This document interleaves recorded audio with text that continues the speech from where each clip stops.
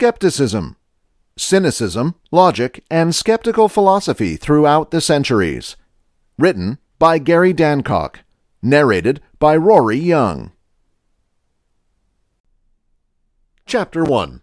Skepticism in Philosophy. Skepticism, also spelled skepticism, in Western philosophy, the mindset of questioning knowledge claims stated in various areas. Skeptics have challenged the adequacy or reliability of these claims by asking what concepts they are based upon or what they actually establish. They have doubted whether some of those claims truly are, as declared, or always true, and they have challenged the purported logical premises of accepted assumptions. In everyday life, practically everyone is skeptical about some knowledge claims, but philosophical skeptics have doubted the possibility of any knowledge beyond that of the contents of straight felt experience. The original Greek meaning of skeptikos was an inquirer, a person who was disappointed and still searching for truth. From ancient times onward, skeptics have developed arguments to weaken the contentions of dogmatic theorists, researchers, and theologians. The skeptical arguments and their work against different forms of dogmatism have played a crucial role in forming both the issues and the solutions offered in the course of Western philosophy. As age-old philosophy and science developed, doubts occurred about numerous basic, commonly accepted beliefs about the world. In ancient times, skeptics challenged the claims of Plato and Aristotle and their followers, as well as those of the Stoics. And at the time of the Renaissance, comparable challenges were raised against the claims of scholasticism and Calvinism. In the 17th century, skeptics assaulted Cartesianism, the system established by the French philosopher and mathematician René Descartes, together with other theories that attempted to validate the scientific revolution initiated by Copernicus, Kepler, and Galileo. Somewhat later, a doubtful offensive was leveled against the Enlightenment theorist Immanuel Kant, and then against the philosophical idealist Georg Wilhelm Friedrich Hegel and his followers. Each challenge caused new efforts to deal with the skeptical troubles. Skepticism, especially since the knowledge, has come to mean shock, mainly spiritual shock, and the skeptic has typically been likened to the town atheist. Senses and applications. Skepticism developed with regard to different disciplines in which people claim to have knowledge. It was questioned, for instance, whether one could acquire any certain knowledge in metaphysics, the philosophical study of the standard nature, structure, or aspects of reality, or in the sciences.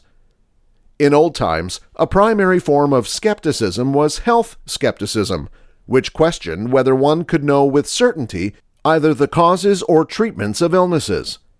In the area of principles, doubts were raised about accepting different mores and customs, and about saying any unbiased basis for making judgments of value. Skeptics of religion have questioned the teachings of different customs. Particular approaches, like those of Kant and his Scottish contemporary, David Hume, have seemed to show that no knowledge can be acquired past the world of experience, and that one can't find the real causes of experienced phenomena.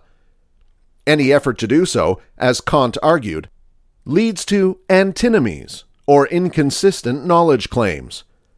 A dominant form of skepticism, the subject of this short article, concerns knowledge in general, questioning whether anything actually can be known with complete or sufficient certainty.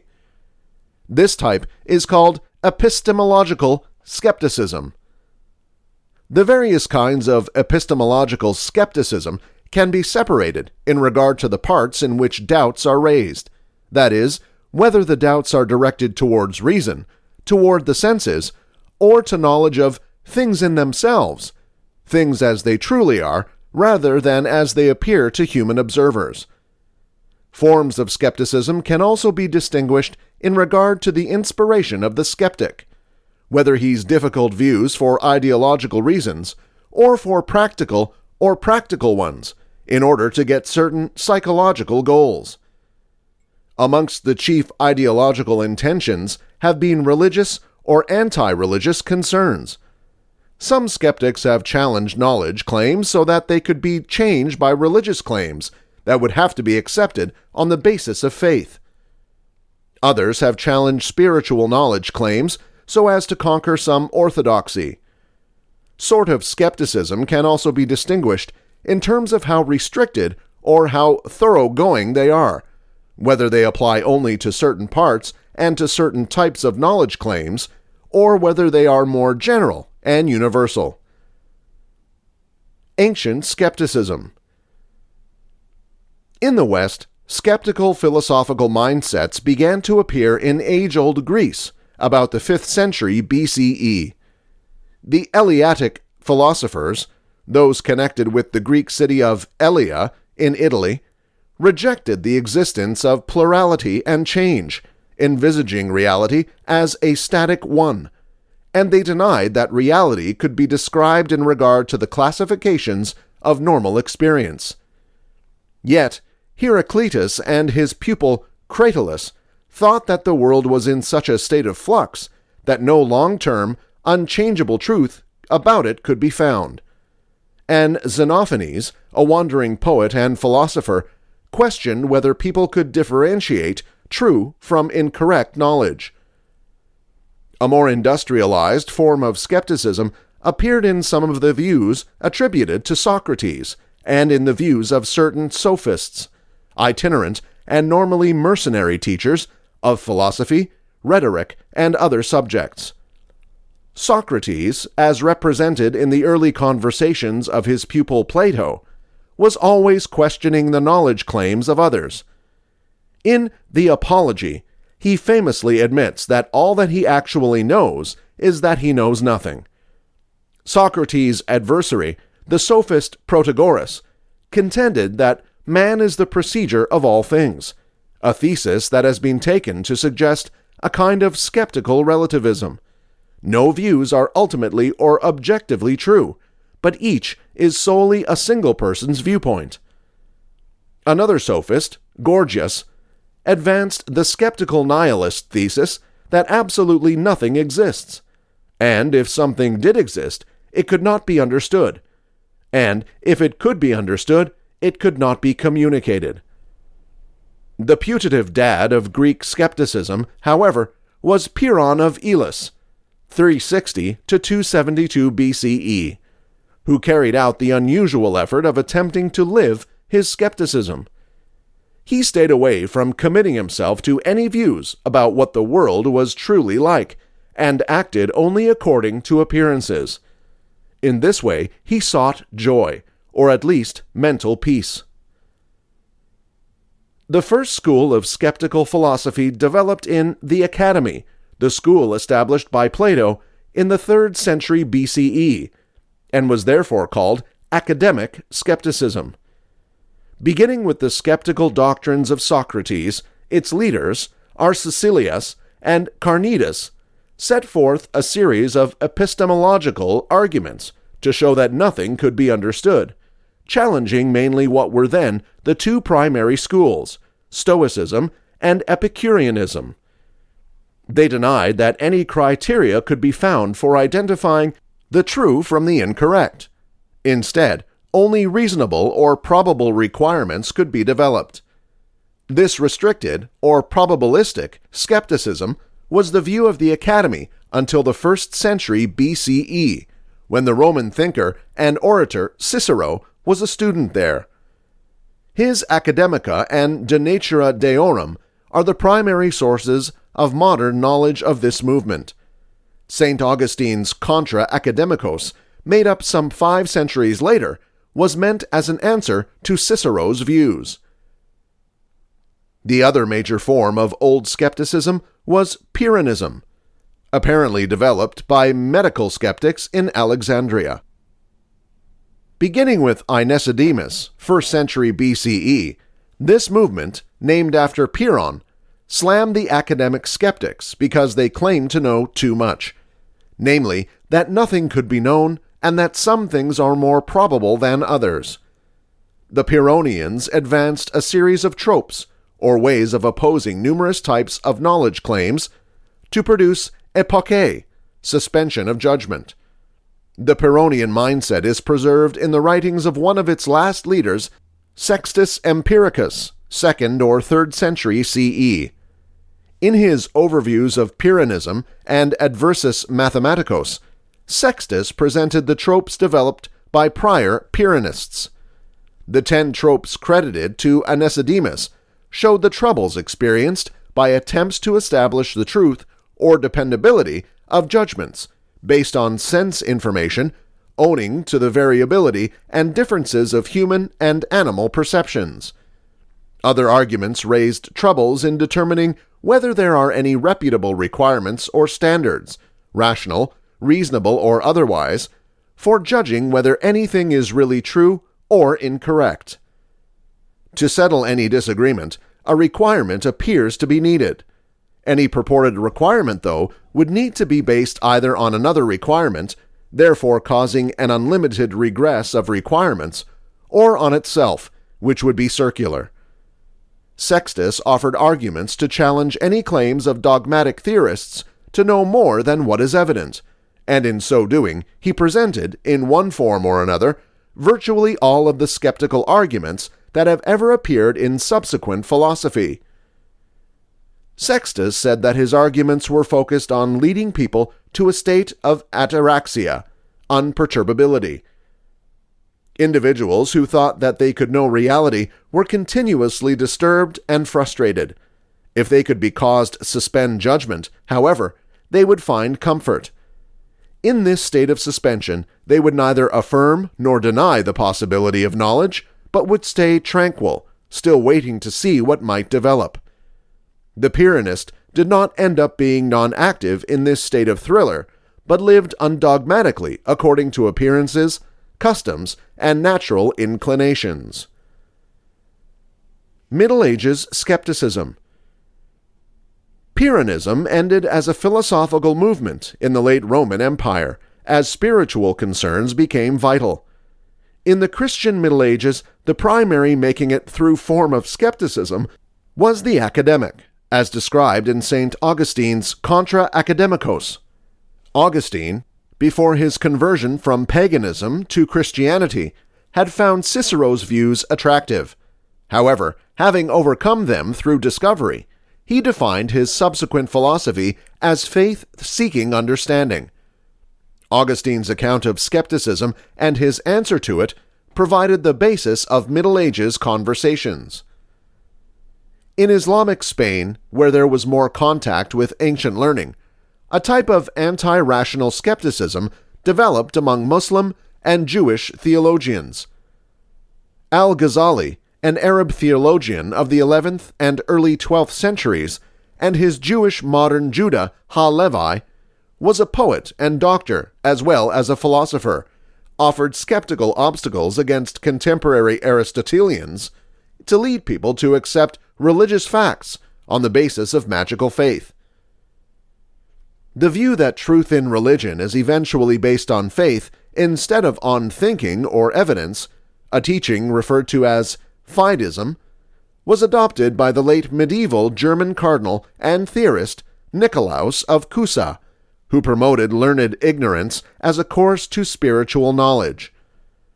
Another line of thinking that included skeptical aspects was that of the followers of William of Ockham, 1285 to 1347, who checked out the logical effects of the belief that God is the beginning of all knowledge. They analyzed puzzles about whether God could deceive humankind, despite of the evidence, and about whether he could render all human reasoning open to doubt. Modern skepticism. Modern skepticism emerged in part from Ockhamite medieval views, but its main source was the rediscovery of the skeptical classics. Very little of the Pyrrhonian custom had been known in the Middle Ages, but in the 15th century the texts of Sextus Empiricus in Greek were brought from the Byzantine Empire into Italy. Latin translations of Sextus's summaries of Pyrrhonism and Against the Dogmatists were published in 1562 and 1569, respectively, and the Greek texts of both were published in 1621. Interest in Cicero was also restored, and his Academica and De Natura Deorum were also published in the 16th century. The voyages of expedition, the humanistic rediscovery of the learning of ancient Greece, Rome, and Palestine, and the new science all combined to undermine confidence in the widely accepted religious picture of the world. After that, during the Reformation and Counter-Reformation, the doctrinal debates between Protestants and Roman Catholics raised fundamental epistemological concerns about the bases and criteria of spiritual knowledge. The Reformation. Throughout the 15th century, experts in the Florentine convent of San Marco, where the Christian reformer Girolamo Savonarola was a speaker, analyzed the views of Sextus in some texts on deposit there. Savonarola urged two of his monks to translate Sextus into Latin as a way of demonstrating the vanity of all pagan philosophy. Before they could complete this job, however, Savonarola was tried and performed as a heretic. One of his disciples, Gianfrancesco Pico, the nephew of the Italian Platonist Pico della Mirandola, released Examen Vanitatis, 1520, the first work to utilize skepticism as a means of challenging the entirety of philosophy. It was also the first work to go over Sextus in Latin for a European audience. Skeptical arguments were central to the 16th century dispute between Erasmus and Martin Luther. Using academic skeptical materials, Erasmus insisted that the concerns in conflict could not be dealt with, and that one should for this reason suspend judgment and remain within the Roman Catholic Church. Luther firmly insisted, on the other hand, that true and certain spiritual knowledge could and should be gained through conscience. Erasmus's view developed into a form of Christian skepticism that accepted traditional Christendom on faith. Luther's view, and later that of Calvin, proposed a new criterion, that of inner experience. The Catholics of the Counter-Reformation, meanwhile, employed Pyrrhonian and academic arguments in an effort to undermine Luther's criterion. Erasmus's modern H.C. Agrippa von Nettesheim, a rainy occult thinker and physician, employed skeptical arguments against scholasticism, Renaissance naturalism, and many other views in order to win people to Roman Catholicism, the true religious belief. Likewise, the Catholic academic Gentian Hervet, in the preface to his 1569 translation of Sextus, saw skeptical arguments as the definitive answer to Calvinism and the way to true Christianity. This new interest in skepticism was given a general philosophical formula in the 16th century by Michel de Montaigne and his cousin Francisco Sanchez. Montaigne in Apology for Ramon Sebond, and Sanchez in Quod Nihil Scitur, Why Absolutely Nothing Can Be Known, both written in 1576, explored the human epistemological circumstance and showed that knowledge claims in all parts were incredibly dubious. Montaigne advised living according to nature and custom, and accepting whatever God reveals, and Sanchez promoted recognizing that nothing can be understood, and then trying to get what limited info one can through empirical clinical means. Chapter 2. The 17th Century and Beyond. Montaigne's skepticism was extremely influential in the early 17th century. His followers in France, Pierre Charon, J.P. Camus, and La Motte Levaillet, to name a few, more promoted his views. Various French counter-reformers used the arguments of Montaigne and Sextus to undermine Calvinism. Montaigne's skepticism opposed all kinds of disciplines, and that includes the new science, and was coupled with a fideism, which, in Montaigne's case, many believed to be insincere. In the 1620s, efforts to refute or mitigate this new skepticism appeared. A Christian Epicurean, Pierre Gassendi, himself initially a skeptic, and Marais Mersenne, one of the most influential figures in the intellectual revolution of the times, while retaining epistemological doubts about knowledge of reality, however, acknowledged that science provided beneficial and crucial information about the world. The constructive skepticisms of Gassendi and Mersenne, and later of members of the Royal Society of England, like Bishop John Wilkins and Joseph Glanville, developed the attitude of Sanchez into a hypothetical, empirical interpretation of the new science. René Descartes offered a basic refutation of the new skepticism, competing that, by applying the skeptical technique of doubting all beliefs that could possibly be incorrect, owing to illusion or deceptiveness by an evil demon, one would discover a fact that is truly indubitable. Specifically, I think, for this reason I am, cogito ergo amount, and that from this truth one could find the requirement of true knowledge, particularly that whatever is plainly and clearly conceived is true. Using this requirement, one could then establish certain facts, that God exists, that he isn't a deceiver, that he ensures the veracity of clear and distinct ideas, and that an external world exists that can be understood through math physics. Hence Descartes, starting from skepticism, claimed to have found a new basis for certitude and for knowledge of reality.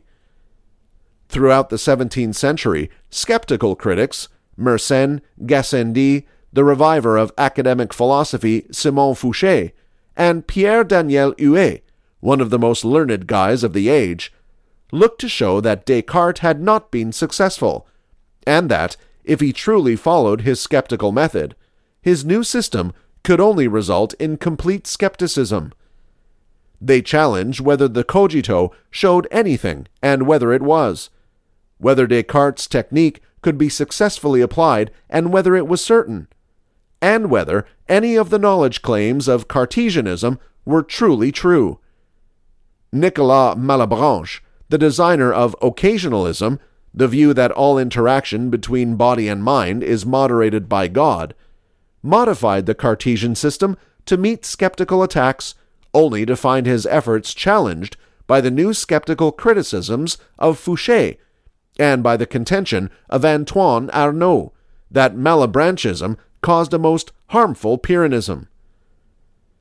Numerous English theorists, culminating in the 17th century in John Locke, tried to blunt the force of skepticism by appealing to common sense and to the reasonable individual's incapacity to question everything. They confess that there may not be adequate proof to support knowledge claims extending beyond instant experience. However, this did not actually require that every little thing be questioned. By utilizing standards of good sense, an appropriate basis for many beliefs could be found. In France, Blaise Pascal, who presented the case for skepticism most powerfully in his Pensées, released posthumously in 1670, nevertheless denied that there could be a complete skepticism, simply because nature prevents it. Lacking logical answers to complete skepticism, people should turn to God for help in getting rid of doubt. The culmination of 17th century skepticism appears in the works of Pierre Bayle, especially in his monumental Dictionnaire historique et revue, 1697 to 1702. Bayle, a superb dialectician, challenged philosophical, clinical, and theological theories, both old and modern, showing that they all led to perplexities, paradoxes, and contradictions. He said that the theories of Descartes, Malebranche, Benedict de Spinoza, and Gottfried Wilhelm Leibniz, when skeptically evaluated, cast in doubt all beliefs about the world, even the belief that the world exists. Bayle skillfully employed skeptical arguments about such things as sense info, human judgments, logical clarifications, and the requirements of knowledge, so as to undermine self-confidence in human intellectual activity in all parts. He suggested that people should desert rational activity and turn blindly to faith and discovery. They can therefore only follow their conscience with no criterion for determining true faith. Bayle revealed that the numerous conceptions of spiritual knowledge were so implausible that even the most heretical views, such as Manichaeism, known for its extraterrestrial dualism of good and wicked, and atheism, made more sense. As a result, Bayle's work ended up being the toolbox of the knowledge in the 18th century, and he was regarded as a major enemy of religion. Though Bayle suggested in later works that he did hold some positive views, he presented no answers to his skepticism. There is still much scholarly debate concerning what his actual position was. Chapter 3. The 18th Century and Beyond. Most 18th century thinkers forfeited the quest for esoteric knowledge after imbibing Bayle's arguments. The Irish bishop George Berkeley, an empiricist and idealist, combated skeptical doubts by identifying appearance and reality and offering a spiritualistic metaphysics. He was immediately seen as just another doubter, however, since he efficiently denied the existence of a world beyond experience. Bayle's chief 18th century inheritor was David Hume. Integrating empirical and skeptical arguments, Hume asserted that neither inductive nor deductive proof can establish the truth of any matter of fact. Knowledge can consist of intuitively clear matters or verifiable relations of ideas, but not of anything beyond experience. The mind can find no necessary connections within experience, nor any origin of experience. Beliefs about the world are based not on reason or proof, nor even upon the uniformity of nature, but only on practice and custom made. Beliefs cannot be justified. Belief that there is an external world, a self, and a God is common, but there is no appropriate proof for it. And although it is natural to hold these convictions, they are inconsistent and epistemologically suspicious. Philosophy would render us totally Pyrrhonian, Hume declared, were not nature too strong for it. The beliefs that an individual is forced to hold enable him to describe the world clinically, but when he tries to justify them, he is led to finish skepticism. Before he freaks with doubts, though, nature brings him back to common sense, to unjustifiable beliefs. Hume's fideism was a natural rather than a spiritual one. It is only animal faith that provides relief from complete doubt. The religious framework of skepticism from Montaigne to Bayle had hence been gotten rid of, and mankind was entrusted only its natural beliefs, which may be worthless or valueless. The French Enlightenment theorists, the philosophes, built on their skeptical readings of Locke and Bayle and on their interpretation of Berkeley as a radical skeptic. While they produced huge quantities of new knowledge, they also placed alongside this a hesitation about whether one could ever establish knowledge of an external reality. Perhaps the most skeptical of the philosophes was the great French mathematician Condorcet, 1743 to 1794, who held that mathematics, physics, and ethical philosophies were all merely likely.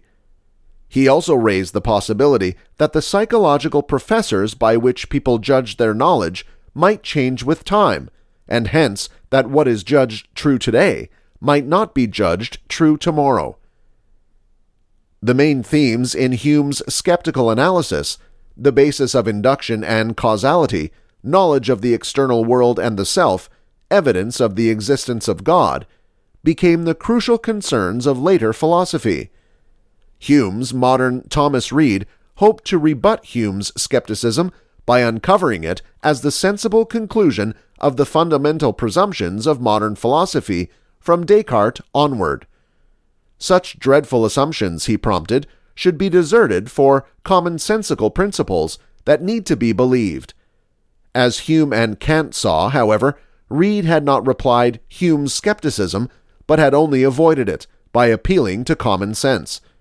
This provided neither a theoretical basis for belief nor a refutation of skeptical arguments. Kant saw that Hume had presented a most basic challenge to all human knowledge claims. To address him, it had to be shown not that knowledge is possible, but how knowledge is possible. Kant combined an uncertainty to esoteric knowledge with the contention that certain universal and needed conditions are involved in having experience and defining it. In regards to these conditions, it is possible to have authentic knowledge about the forms of all possible experience, space and time, and about the classifications in which all experience is defined. Any effort to use these classifications beyond possible experience, however, results in contradictions and skepticism. Hence, it is not possible to know about things in themselves or about the supreme causes of experience. Although Kant thought that he had replied the challenge of skepticism, some of his contemporaries saw his philosophy as starting a new skeptical period. G.E. Schultz, a noteworthy critic of Kantianism, insisted that, on Kant's theory, no one could know any unbiased realities about anything. He could only know the subjective need of his own views. The Jewish critic Solomon Maimon competed that, though there are such things as a priori principles, concepts that can be understood independently of experience, their application to experience is always problematical, and whether they apply can be determined only through experience itself. Thus, the possibility of knowledge can never ever be established with certainty. Assured truth on the basis of principles is possible only of human developments, like math ideas, and it is doubtful whether these have any unbiased truth. The thesis that human creative skill is the basis of truth, however, was soon developed by Johann Gottlieb Fichte, a prominent German idealist, as a new way of transcending skepticism. Another skeptical critic of Kant, Johann Georg Hamann, saw in Hume's and Kant's work a new basis for fideism. If knowledge of reality can't be gotten by rational means, then one must turn to faith. Based on Hume's efforts, Hamann advanced an anti-rational skepticism in a not successful effort to convince Kant to end up being a fideistic Christian. Hamann's sort of fideism was also developed in France by Catholic challengers of the Reign of Terror, like Joseph de Maistre and Félicité Lamennais. Chapter 4. Skepticism from the 19th Century to the Present. Existentialism. In the 19th century, unreasonable skepticism was become existentialism, a school of philosophy that emphasizes the concrete and bothersome character of human existence. Using conventional skeptical themes to assault Hegelianism and liberal Christianity, the Danish philosopher Søren Kierkegaard worried the need for faith. Only by an unjustified and unjustifiable leap into faith could certainty be found, which would then be totally subjective rather than objective. Subsequent theologians, affected by existentialism, contended that the obstacle of skepticism highlights mankind's failure to find any ultimate truth except through faith and commitment. Non-religious forms of this view were developed in the 20th century by existentialist authors such as Jean-Paul Sartre and Albert Camus, both of whom combine the epistemological skepticism of Kierkegaard with the spiritual and moral skepticism of Friedrich Nietzsche. The logical and clinical assessment of the world shows it to be muddled and unreasonable, and if God is dead, as Nietzsche announced, then the world is eventually meaningless. Yet it is necessary to deal with it. It's therefore through action and commitment that one finds whatever personal meaning one can, though it has no unbiased importance. Naturalism and idealism. Other sorts of skepticism appeared in numerous schools of modern-day and contemporary philosophy. The English idealist F.H. Bradley used classical skeptical arguments in his Appearance and Reality, a Metaphysical Essay, 1893, to claim that the world can't be comprehended empirically or materialistically. True knowledge can be reached only by transcending the world of appearance. The American theorist George Santayana, in Skepticism and Animal Faith, 1923, presented a naturalistic skepticism. Any interpretation of instant or intuited experience is open to question. To make life significant, though, people translate their experiences on the basis of animal faith, according to biological and social factors. The resulting beliefs, though unjustified and maybe illusory, allow them to persevere and to find meaning in their lives. About logical positivism. Other kinds of skepticism appeared in different schools of modern and modern philosophy. The English idealist F.H. Bradley used classical skeptical arguments in his Look and Reality, an Esoteric Essay, 1893, to claim that the world cannot be understood empirically or materialistically. True knowledge can be reached only by going beyond the world of appearance. The American philosopher George Santayana, in Skepticism and Animal Faith, 1923, presented a naturalistic skepticism. Any analysis of instant or intuitive experience is open to question. To make life significant, though, people analyze their experiences on the basis of animal faith, according to natural and social factors. The resulting beliefs, though unjustified and maybe illusory, enable them to persevere and to find meaning in their lives. Postmodernism. A new radical form of skepticism emerged in the last half of the 20th century, postmodernism.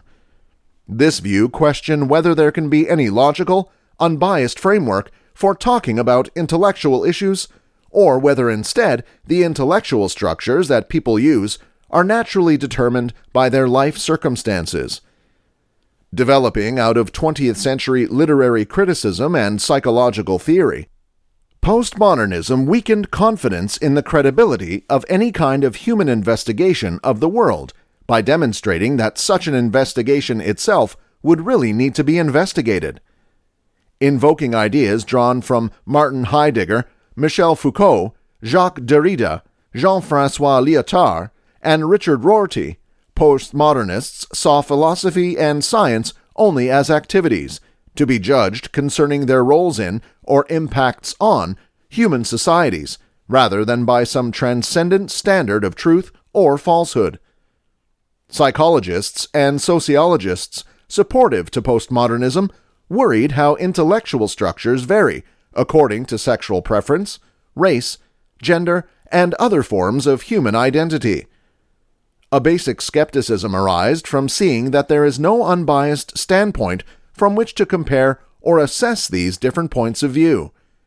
Critics of postmodernism regarded it as baffled and pernicious, insofar as it appeared to suggest an errant epistemological relativism. Learn more. Criticism and assessment. In Western thought, skepticism has raised standard epistemological problems. In view of the ranges of human experience, it has questioned whether it is possible to determine which experiences are veridical. The variations that take place in different perceptions of what's presumed to be one item raise the question of which view is correct. The event of illusory experiences raises the question of whether it is truly possible to distinguish impressions and dreams from reality. The criteria employed can be questioned and require validation.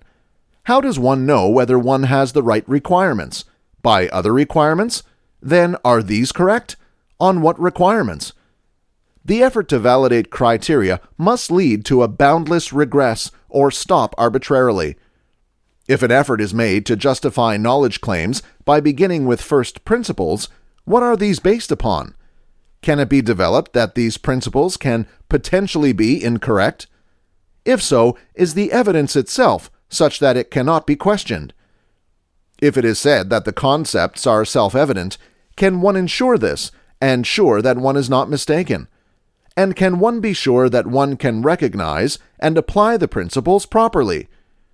Through such questioning, skeptics have suggested the standard problems that a private investigator would have to solve before he could be certain of possessing knowledge, i.e., info that could not potentially be false.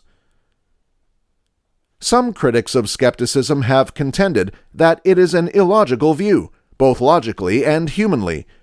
Any attempt to formulate the position is self-refuting, since it will involve at least some knowledge claims about what is supposed to be suspicious. Montaigne suggested that what the skeptics needed was a non-assertive language, reflecting the claim of Sextus that the skeptic does not make assertions, but only chronicles his feelings. Nonetheless, the strength of skepticism lies not in whether it can be stated consistently, but in its results on the arguments of dogmatic thinkers. As Hume said, skepticism might be self-refuting, but in the process of refuting itself, it undermines dogmatism. Skepticism, Sextus said, is just like a purge that eliminates itself and every little thing else. Other critics have said that anybody who tried to be a total skeptic, rejecting or suspending all judgments about ordinary beliefs, would quickly be driven insane. Even Hume thought that the complete skeptic would end up starving to death, or walking into walls or out of windows. Hume, because of this, made a difference between philosophical doubt and natural, practical human activities.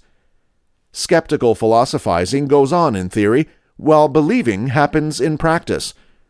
Sextus and the 20th century Norwegian skeptic Arneas, on the other hand, contended that skepticism is a kind of mental health. Rather than freaking, the skeptic, without dedication to fixed positions, can operate better than the dogmatist. Chapter 5. Other Thoughts. Other anti-skeptical thinkers, such as A.J. Ayer and John Austin, competed that skepticism is just unnecessary. If knowledge is described regarding requirements that are truly significant, showing how knowledge claims are actually advanced, challenged, and warranted, then knowledge is open to all. The skeptics raise incorrect problems, since there are, as a matter of fact, criteria for identifying illusory experiences from veridical ones. Doubts are fixed and knowledge achieved through these treatments, after which more doubt is just meaningless. However, Naeus, in his book Skepticism, 1969, tried to show that on the requirements offered by Ayer and Austin, it is still possible to ask whether a given knowledge claim could end up being false. For this reason, skepticism has yet to be overcome. Other anti-skeptical thinkers, like A.J. Ayer and John Austin, competed that skepticism is simply unnecessary. If knowledge is specified in terms of criteria that are truly significant, showing how knowledge claims are actually advanced, challenged, and warranted, then knowledge is open to all. The skeptics raise incorrect problems, since there are, as a matter of fact, criteria for differentiating illusory experiences from veridical ones. Doubts are dealt with and knowledge obtained through these procedures, after which further doubt is just meaningless. However, Naeus, in his book Skepticism, 1969, looked to show that, on the standards offered by Ayer and Austin, it is still possible to ask whether a given knowledge claim may end up being false. Therefore, skepticism has yet to be overcome. Chapter 6. The distinction between cynicism and skepticism. A skeptic is appropriately understood as a person who requires proof to support claims before he accepts them. A cynic is most likely best referred to as somebody who is predisposed to reject claims, either before the proof is heard or in spite of partial proof that should be convincing. Additionally, a cynic is constantly fixated on the hidden inspirations of others and fasts to presume that others are bad at heart.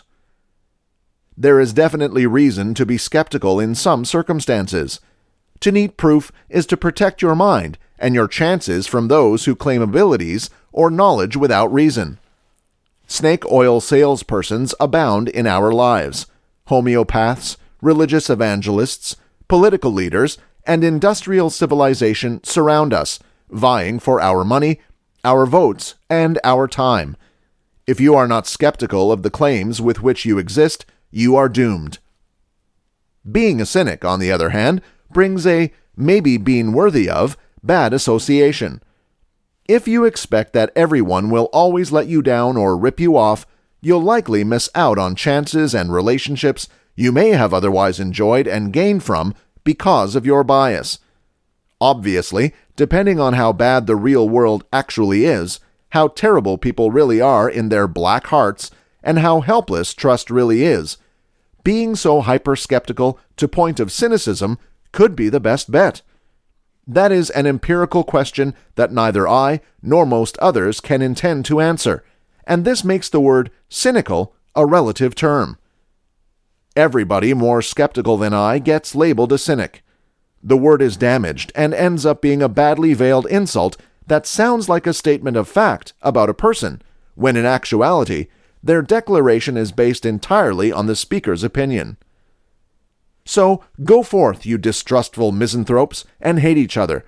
But don't just bust out cynic unless someone is truly, unreasonably prejudiced and reluctant to cooperate.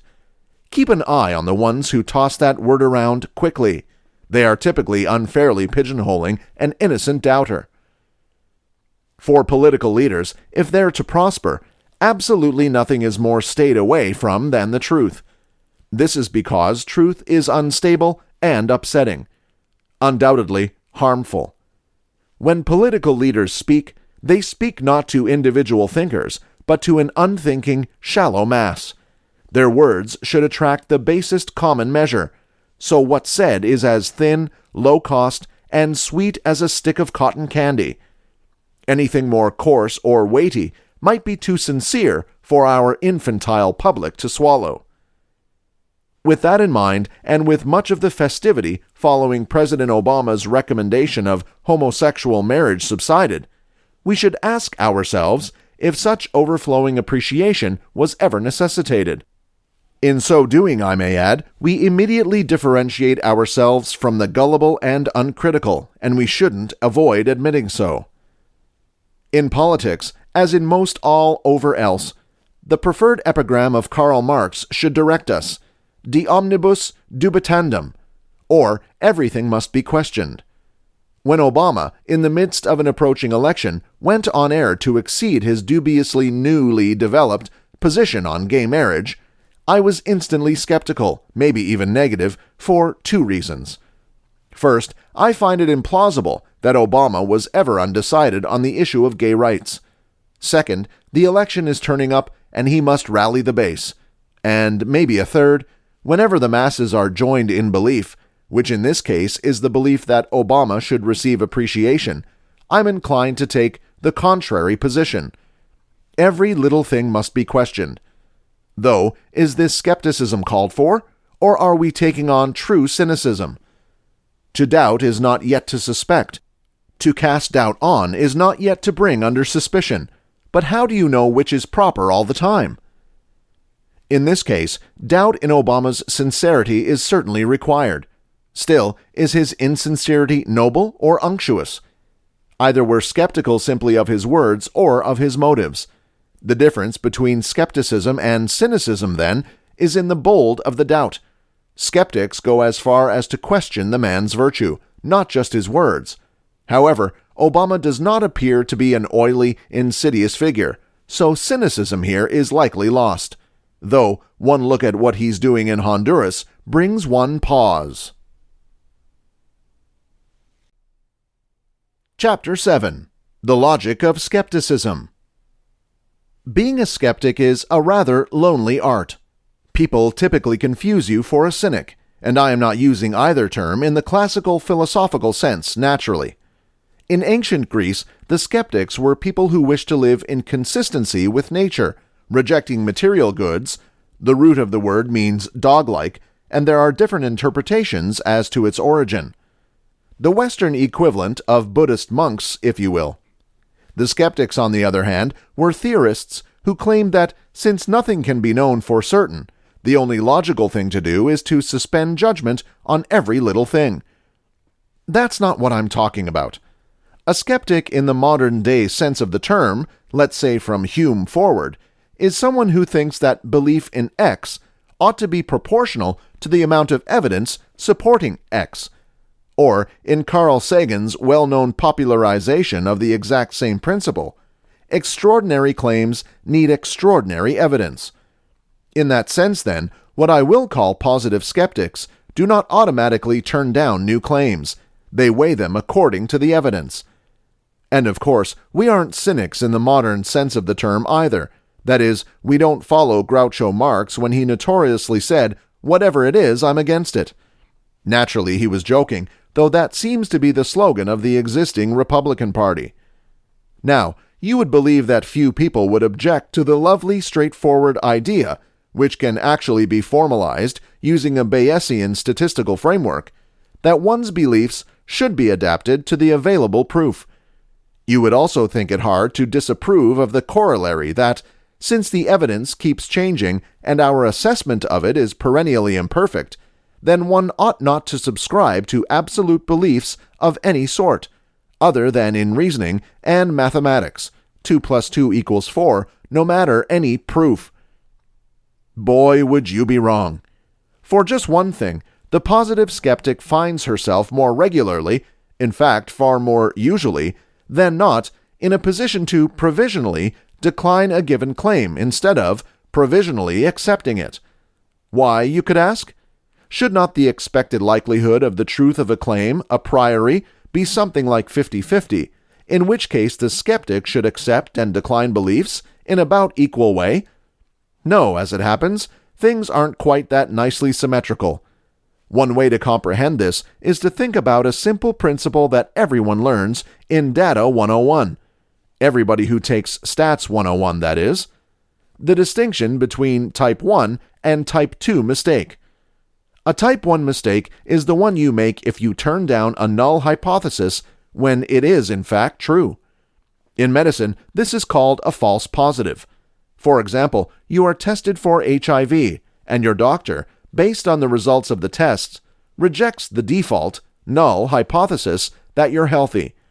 If you are in fact healthy, the good doctor has committed a Type 1 mistake. It happens, and you'll spend many sleep-deprived nights as a consequence. A Type 2 error is the converse. It takes place when one accepts a null hypothesis, which is in fact not true. In our example above, the doctor concludes that you're healthy, but in reality, you do have the disease.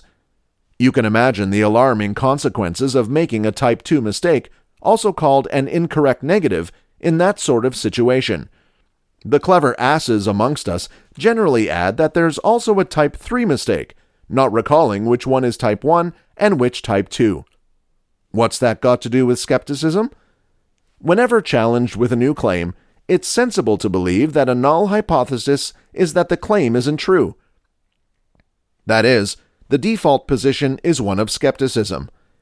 Now, the difficult part is that Type 1 and Type 2 errors are inversely proportional.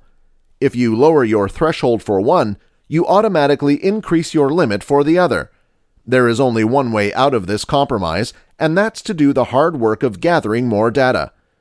So if you decide to be conservative, statistically, not politically, you'll raise the bar for evidence, thus decreasing the chances of rejecting the null hypothesis and accepting the new belief when it isn't in fact true. Regrettably, you are also concurrently increasing your chances of accepting the null and declining the new belief, when in fact the latter is very true. Human beings are thus bound to navigate the treacherous waters between Scylla and Charybdis, between being too skeptical and too gullible. And yet, the two beasts are not of equal strength. If we accept the assumption that there's only one reality out there, then the number of false hypotheses must be inordinately higher than the number of right ones. In other words, there must be more ways of being wrong than right. Take the discovery that DNA is a double helix, the true answer as far as we know. It could have been a single helix, like RNA, or a triple one, as Linus Pauling suggested before Watson and Crick got it right. Or it could have been a far more complex molecule with 20 helices or 50. Or it might not have been a helicoidal structure at all, and so on. So when trying to guide the course between skepticism and gullibility, it makes sense to stay much closer to the Scylla of skepticism than to bring our ship of beliefs within reach of the much bigger and more menacing Charybdis of gullibility. The net result of this prudent policy, though, is that even positive skeptics are bound to turn down a lot of beliefs, with their side effect that their appeal plunges. As I said, it's a lonesome art, but you can take comfort in the psychological fulfillment of being right much more often than not. That will not get you many girls and drinking friends, though. This has been Skepticism, Cynicism, Logic, and Skeptical Philosophy Throughout the Centuries. Written by Gary Dancock. Narrated by Rory Young.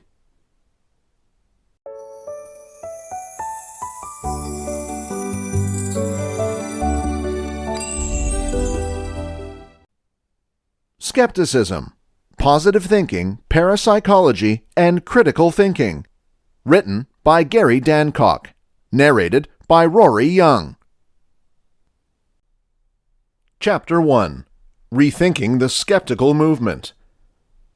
It seems as if the skeptical movement has had a lot of growing discomforts in the last decennium, which is good because it means we're growing and evolving. Still, the growth of the movement has been totally from the bottom up, without any real plan, coordination, and without much conversation. There are strengths and weak points to this sort of growth. We also have to recognize the role of social networks, which has transformed the movement, as it has transformed huge social interaction in general. Where does all this leave us? The scope of scientific skepticism. Initially, it is very important to recognize I am not telling anybody else how to focus their advocacy. Everyone is free to concentrate on whatever they want, and integrate any concerns that are important to them. This is merely how I specify my own skeptical activism and the companies that I control. I do think, though, that terms are only useful if they mean something. I use the term clinical skepticism, which I believe was coined by Sagan, but may be older, to describe this position, and this belongs to the conversation amongst skeptics. Here is my list of what I think skeptics do well. Respect for knowledge and truth. Doubters value reality and what is very true. We thus endeavor to be as reality-based as possible in our beliefs and viewpoints. That means subjecting all claims to a legitimate process of examination.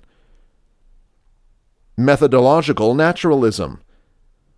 Doubters believe that the world is knowable because it follows certain rules or laws of nature. The only legitimate approaches for understanding anything empirical about the universe follows this naturalistic presumption. To put it simply, within the world of the empirical, you don't get to conjure up magic or the transcendent. Big promotion of science. Science is the only set of approaches for investigating and comprehending the natural world. Science is, for this reason, a powerful tool, and one of the best developments of human civilization. We, for that reason, venture to promote the role of science in our society, public comprehension of the discoveries and methods of science, and high-quality science education. This includes securing the stability of science and education from ideological invasion or anti-scientific attacks. This also includes promoting high-quality science, which requires analyzing the process, culture, and organizations of science for defects, predispositions, weak points, and fraud. Promo of reason and critical thinking. Science works together with reasoning and philosophy, and thus skeptics also promote grasp of these fields and the big promotion of critical thinking skills. Science versus pseudoscience. Skeptics try to recognize and elucidate the borders between lawful science and pseudoscience, to expose pseudoscience for what it is, and to promote knowledge of how to discriminate. We also claim know-how in particular pseudosciences. Ideological freedom, free query. Science and reason can only grow in a non-religious society in which no dogma, religious or otherwise, is enforced upon people or the process of science or free questions. Neuropsychological humbleness. Being a functional doubter requires knowledge of numerous ways in which we deceive ourselves, the limits and flaws in human perception and memory, the fundamental biases and fallacies in cognition, and the methods that can help alleviate all these flaws and predispositions. Consumer defense. Skeptics endeavor to safeguard themselves and others from fraud and deceptiveness by exposing scams and informing the public and policymakers to recognize deceptive or misleading claims or practices. That is a relatively broad list, and rather a task for any movement to take on. The debate, to resolve it head-on, is to what degree should skeptics, as part of an arranged movement, not individually, address purely religious, social, or political subjects. This is an aggravating subject, simply because there seems to be two entrenched camps here, and I haven't found a way to explain my position that does not still lead to rejection through misconception. Inevitably, there are the ones who analyze my definition of the scope of skepticism as giving an entirely free pass to religious belief. That is absolutely not the case. Ironically, in the post I just connected to that objects to my definition, the author begins, "Skepticism is the questioning of what is mentioned as fact." Exactly. What's specified as fact. He hit the nail on the head, then continued to completely miss out on that extremely point. Whenever an empirical claim is made, whether it is spiritual, medical, social, political, historic, or whatever, there's a role for clinical skepticism. Even so, when somebody is mentioning their own personal faith and not making a claim, you need to take a much different approach. The atheism movement is better matched to such problems. Further, if someone is taking a political or social position based upon their personal values, then I think the humanism movement is best suited for such issues. Scientific skepticism can attend to any facts that inform such problems, but should not take a hard position on particular values that are incidental to science and skepticism. In fact, I argue that there is extreme value to having an organization that runs as an objective and truthful broker of clinical and critical analysis, bridging that gap between science and those social and political concerns that need to be notified by science. If we try to all at once take a political, value-based position, even a very good one, we sacrifice our clinical neutrality. Where there is some consistent confusion, though, is that just because we might try to maintain our objectivity with regard to certain social concerns, that does not always mean that we do not run as an individual, organization, or movement according to good social principles and practices. The problem where this most often shows up is feminism and bigotry. We can say as an organization, or perhaps as a broader movement, we respect the concepts of feminism. We strive to run by best practices to produce a welcoming and safe environment for women, and all the important things that any company or company should do. This does not always mean, however, that we have to promote feminism in our activism. That way, when a question comes up, like whether or not women are paid equal to guys in our society, we can look objectively at the science without being dismissed as a feminist ideological group. Quality control. The much more challenging issue to talk about, and a concern that has not gotten almost as much attention, is quality assurance within skepticism. The greatest difficulty in addressing this problem is the almost certain knee-jerk response by many that any such discussion is elitist. I have already gotten such feedback following the SGU show that came out 2 days ago. I find this ironic. Skeptics promote quality assurance within science. We discuss the importance of genuine competence, peer evaluation, engaging with the proper community of experts, appreciating journals and professional organizations that supply requirements and quality assurance, and the need for professionalism. We recognize that not everybody must be able to call themselves a medical professional, hang out the familiar shingle, and start practicing medicine. And yet, within our own movement, we bristle at the recommendation that some of those same mechanisms of quality control might be appropriate. I comprehend the social and historical reasons for this detach. We are a movement of intellectually rugged people who value free and open inquiry above all. Let the free market of ideas work out all of the kinks and enable the cream to float to the top. I get this and agree with it as far as it goes.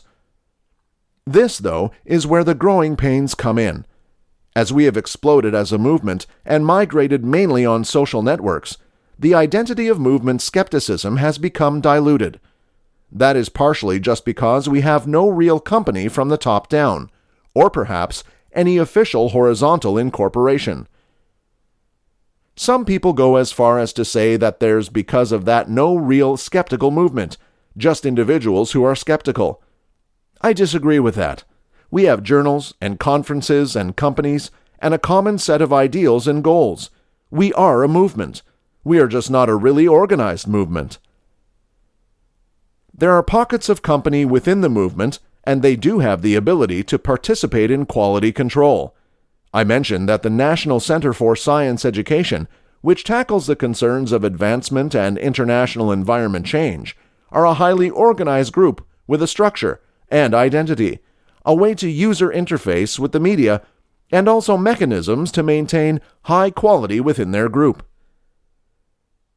The Committee for Hesitant Query, CSI, is one of the oldest standing skeptical companies, and they have editors, fellows, and advisory committee, of which I am a member, and for that reason have the capability to maintain high levels of quality within their own sphere. I have used a similar model with science-based medication to maintain quality control. We have editors, carefully vetted contributors, and carefully review outside submissions for quality. We are a group of experts and real specialists in our fields, and we accept the best specialist in our group on specific issues. Groups like these get to define their scope, their mission, and have mechanisms for quality assurance. The movement as an entire, however, has no mechanism for any of these things. This can be a problem when a member of journalism wants to get in touch with a skeptic. Where do they go? They could discover one such group, and typically do, but they may also find a self-identified doubter who has a blog or other outlet but is not even a very real skeptic. Denialist groups call themselves skeptics. Even real skeptics might be talking outside their area of knowledge and could not be reflecting the consensus of opinion amongst real professionals. There is presently one system of quality control, and that is education. Skeptics are really happy to engage with other skeptics, to educate each other, and to enhance quality through education. This is great, and I completely back and engage in skeptical education. The question is it enough? I can definitely understand the position that education is more than enough, but I think we can do better. I think we have grown big enough that it would be reasonable to explore mechanisms for improved quality assurance within the brand of clinical skepticism. I do not have any strong suggestions. I just think the conversation is worth having. And again, this isn't in any way to be elitist or exclusive. This is also not at all about individuals taking part in the skeptical movement, recognizing as a skeptic and engaging as a skeptic. At our heart, we are a dynamic and open intellectual community, and I would do nothing to blunt that. However, let's face it, we have lost control of our brand, if we ever had it. It would be good if at least we had something to point to, so that there was some way to recognize people and institutions that relatively represent the best of what scientific skepticism has to offer. Chapter 2. Skeptical activism and critical thinking. In everyday life, normally we do not obviously announce ourselves skeptics, despite the fact that we could have some disbeliefs, and we definitely really need to be sure about any information we are going to use in an official manner. We can talk about skepticism regarding the afterlife or the possible reversal of environment change, but in our day-to-day regimens, we particularly try to confirm the information we possess to prevent reflections that lead us to erroneous positions or solutions. Around 3 decades ago, so as to properly handle the increasing amount of information of differing quality we receive, the information literacy movement gained considerable momentum, in sync with the more popular critical thinking movement.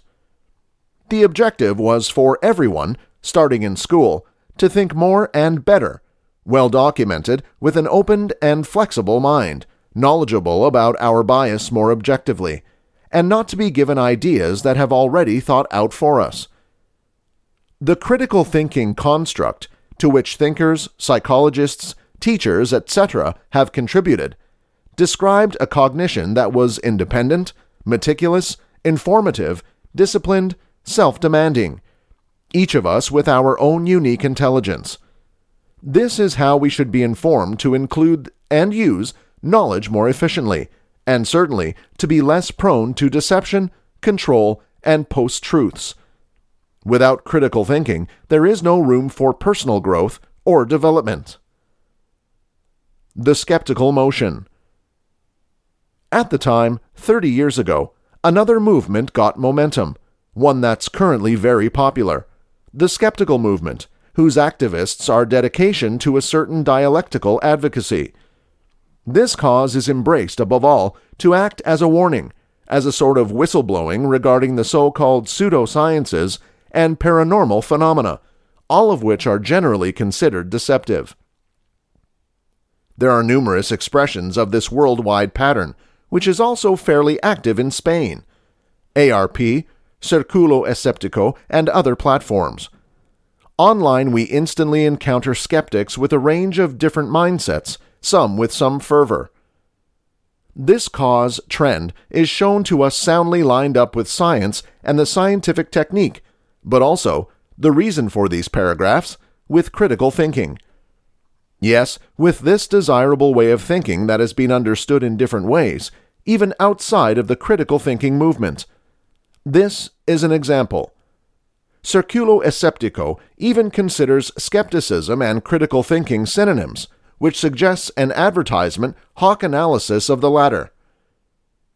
Skeptic messages question the reliability of numerous topics: homeopathy, osteopathy, acupuncture, psychoanalysis, hypnosis, Pilates, Reiki, yoga, kinesiology, astrology, aliens, tarot, spiritualism, clairvoyance, telepathy, Ouija, haunted houses, etc. While considering that followers definitely have their legitimate reasons to believe and will continue to do so, voices show up that question the intentions or energy of the movement. It doesn't seem to resolve the cardinal subject of faith. Religious belief is not one of the top priorities. Critical thinking to inform USA. It is well worth asking what the critical thinking we are talking about has in common with this skeptical scientific thinking with a set focus. It's possible that the overlap is small. Undoubtedly, the connection is stressed out, and observers might wind up combining or confusing critical thinking with skepticism, the scientific technique, or reproving criticism. In this respect, by taking a look at the critical thinking movement and understanding its desire to enhance our cognitive education, it may be useful to point out the following in the profile of a critical thinker. Their predisposition is not focused on reporting deception or mistakes, but at appropriately documenting and acquiring reactions that seem convincing and sound.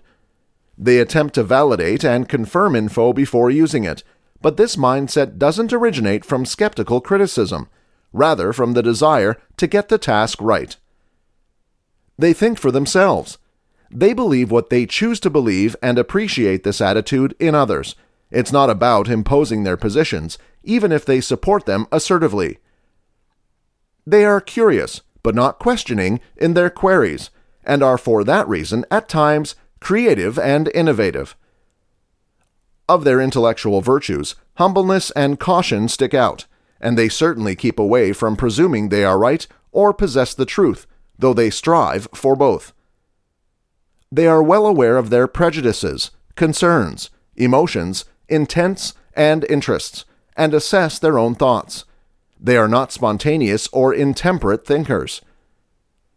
They try to see things from different perspectives, with enough empathy, aware that the reality revealed to us is at times intricate and relative.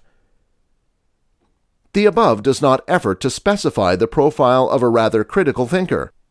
It just clarifies what separates a critical thinker from an activist skeptical thinker, whose authenticity and contribution we aren't questioning. In order to mention greater overlap between both profiles, we would have to make the critical thinkers' minds more stiff, give greater dominance to their left hemisphere, quality in them the desire to direct other people's beliefs, and place focus on the purpose of reflection rather than en route of thinking. And that would take us extremely far from the critical thinking construct. Chapter 3. A Worldwide Movement. The contemporary skeptical movement could be said to have been initiated with the founding of the Committee for the Scientific Investigation of Claims of the Paranormal in 1976. This movement is now growing around the world, and it provides a much-needed antidote to the perseverance of unreasonable, paranormal, and occult systems of belief. Skepticism is an old philosophical and scientific outlook that traces its beginnings to Greece and Rome. Sextus Empiricus, Pyrrho, Carneades, and others advanced the skeptical outlook in an ancient Greco-Roman world. Skepticism entered into eclipse in Christian Europe for over 1,000 years, but it was revived throughout the modern-day period when thinkers as diverse as Bales, Descartes, Montaigne, and Hume advocated it. Undoubtedly, in no small step, the revival of modern skepticism caused the development of the clinical revolution in the 16th century.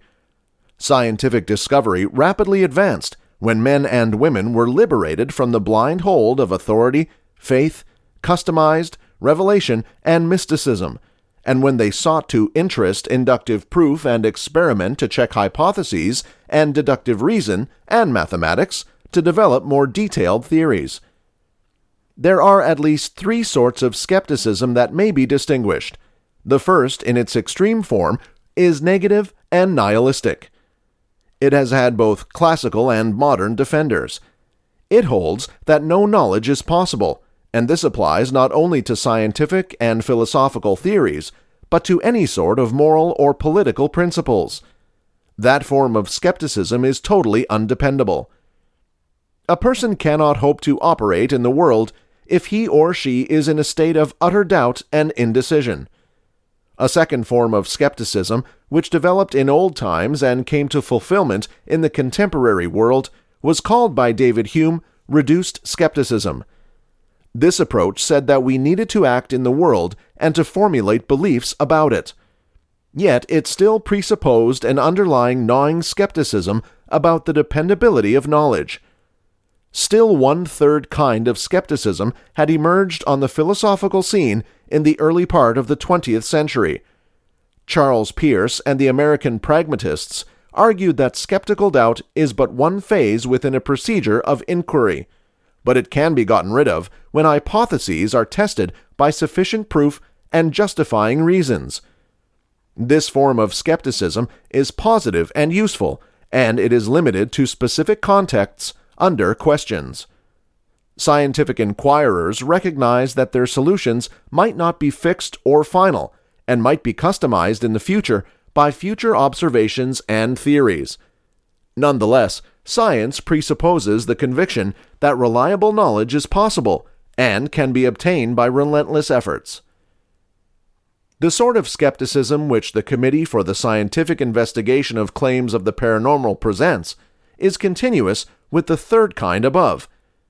I have called this the new skepticism, in my book by that name. This form of skepticism is based upon the awareness that the progress of science is the result of the continuing application of the methods of science, and that skepticism is an intrinsic part of the process of inquiry. Allow me to say something about the reasons I decided to develop such a movement. I had long been a critic of paranormal and super claims that could not be supported by the evidence. I was amazed that many or most of the claims continued to enjoy extensive public support, even though they had been refuted. Furthermore, the mass media latched onto paranormal claims, which they discovered paid at the box office. Uri Geller, Jeannie Dixon, and others were taking pleasure in a big following with nary a dissent. This was in spite of the fact that Clinical Query, which examined their claims, had rejected them because of an absence of proof. Astrology is a very good case in point, for it was refuted by astronomers, physicists, statisticians, psychologists, and other researchers. There's no empirical basis for horoscopes or sun sign astrology. Its cosmology is based upon the rejected Ptolemaic system. Furthermore, it is possible to check its predictions and projections, and the results are usually negative. Yet only a few in the public are actually aware of these criticisms, and certainly typically confuse astronomy with astrology. With this in mind, I helped to draft and provide a statement, Objections to Astrology, with the help of Bart Bok, a kept-in-mind astronomer, and Lawrence Jerome, a science author. This statement was endorsed by 186 leading researchers, including but not limited to 19 Nobel laureates. It received instant worldwide attention, particularly after the New York Times did a front-page story. It seemed to me that the success of this effort, specifically within the clinical community, required the need for a more organized response by the academic and clinical community.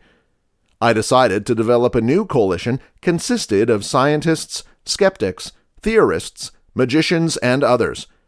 Therefore, I invited several dozen critics of the paranormal to Amherst, New York, to an open conference to develop an arranged opposition to the uncontested development of belief in the paranormal. These included some well-known critics, such as Martin Gardner, Milbourne Christopher, Marcello Truzzi, Ray Hyman, James Randi, and others. I also welcomed some prominent philosophers and researchers, such as Ernest Nagel, Sidney Hook, and W.V. Quine, to endorse the Declaration of Purpose which I had drafted. The conference was held at the New School of the State University of New York at Buffalo in Amherst, New York. At that time, I was editor of The Humanist publication, one of the leading journals critical of religious belief. At the inaugural meeting of CSI COP, in my opening address, The Scientific Mindset versus Anti-Science and Pseudoscience, I said that there was a long-standing conflict in the history of civilization between religious belief and science, but that today, a new challenge to science has come forward simply because of the development of pseudo-scientific and paranormal claims. The apparent common belief in exorcism, nouveau witches, and Satanism were symptomatic of the Aquarian consciousness then being proclaimed. The mass media also presented as true and normally with no dissent accounts of Kirlian photography, the marvels of ESP and psychokinesis, UFO sightings, the Bermuda Triangle, Bigfoot, Van Deniken's Chariots of the Gods, and so on. A multitude of quasi-religious cults had also emerged at that time. These were symptomatic of a counter-cultural opposition to science that had begun to appear, and it needed, in my judgment, to be responded to, for the general public had a right to hear the scientific critique of the pseudo-scientific and fringe claims. I raise the following questions. Should we assume that the scientific revolution, which began in the 16th century, is continuous, or will it be overwhelmed by the forces of unreason? And I replied, we ought not to presume, just because ours is a sophisticated scientific technological society, that irrational thinking will be gotten rid of. The evidence suggests that this is far from holding true. Indeed, there is always the danger that science itself might be swallowed up by the forces of unreason. Since that time, postmodernism has emerged, rejecting the possibility of scientific objectivity, and considering science one mythic narrative among others. And much to everyone's surprise, there has been extensive attacks on the knowledge and the ideal visions of the clinical revolution. Today, these anti-scientific protests are accompanied by a resurgence of fundamentalist faiths. So the difficulty to science is not simply from propagandists for the paranormal, but also from the disciples of many religious beliefs. I should point out that though I personally believe that skeptics need to handle religious claims and with paranormal claims, I suggested that CSI COP focus on paranormal and pseudoscientific claims. The British and the American Societies for Psychical Research, established in 1882 and 1885 respectively, were generally made up of those committed to the psychical perspective, as was J.B. Rhine's laboratory established at Duke University in 1927.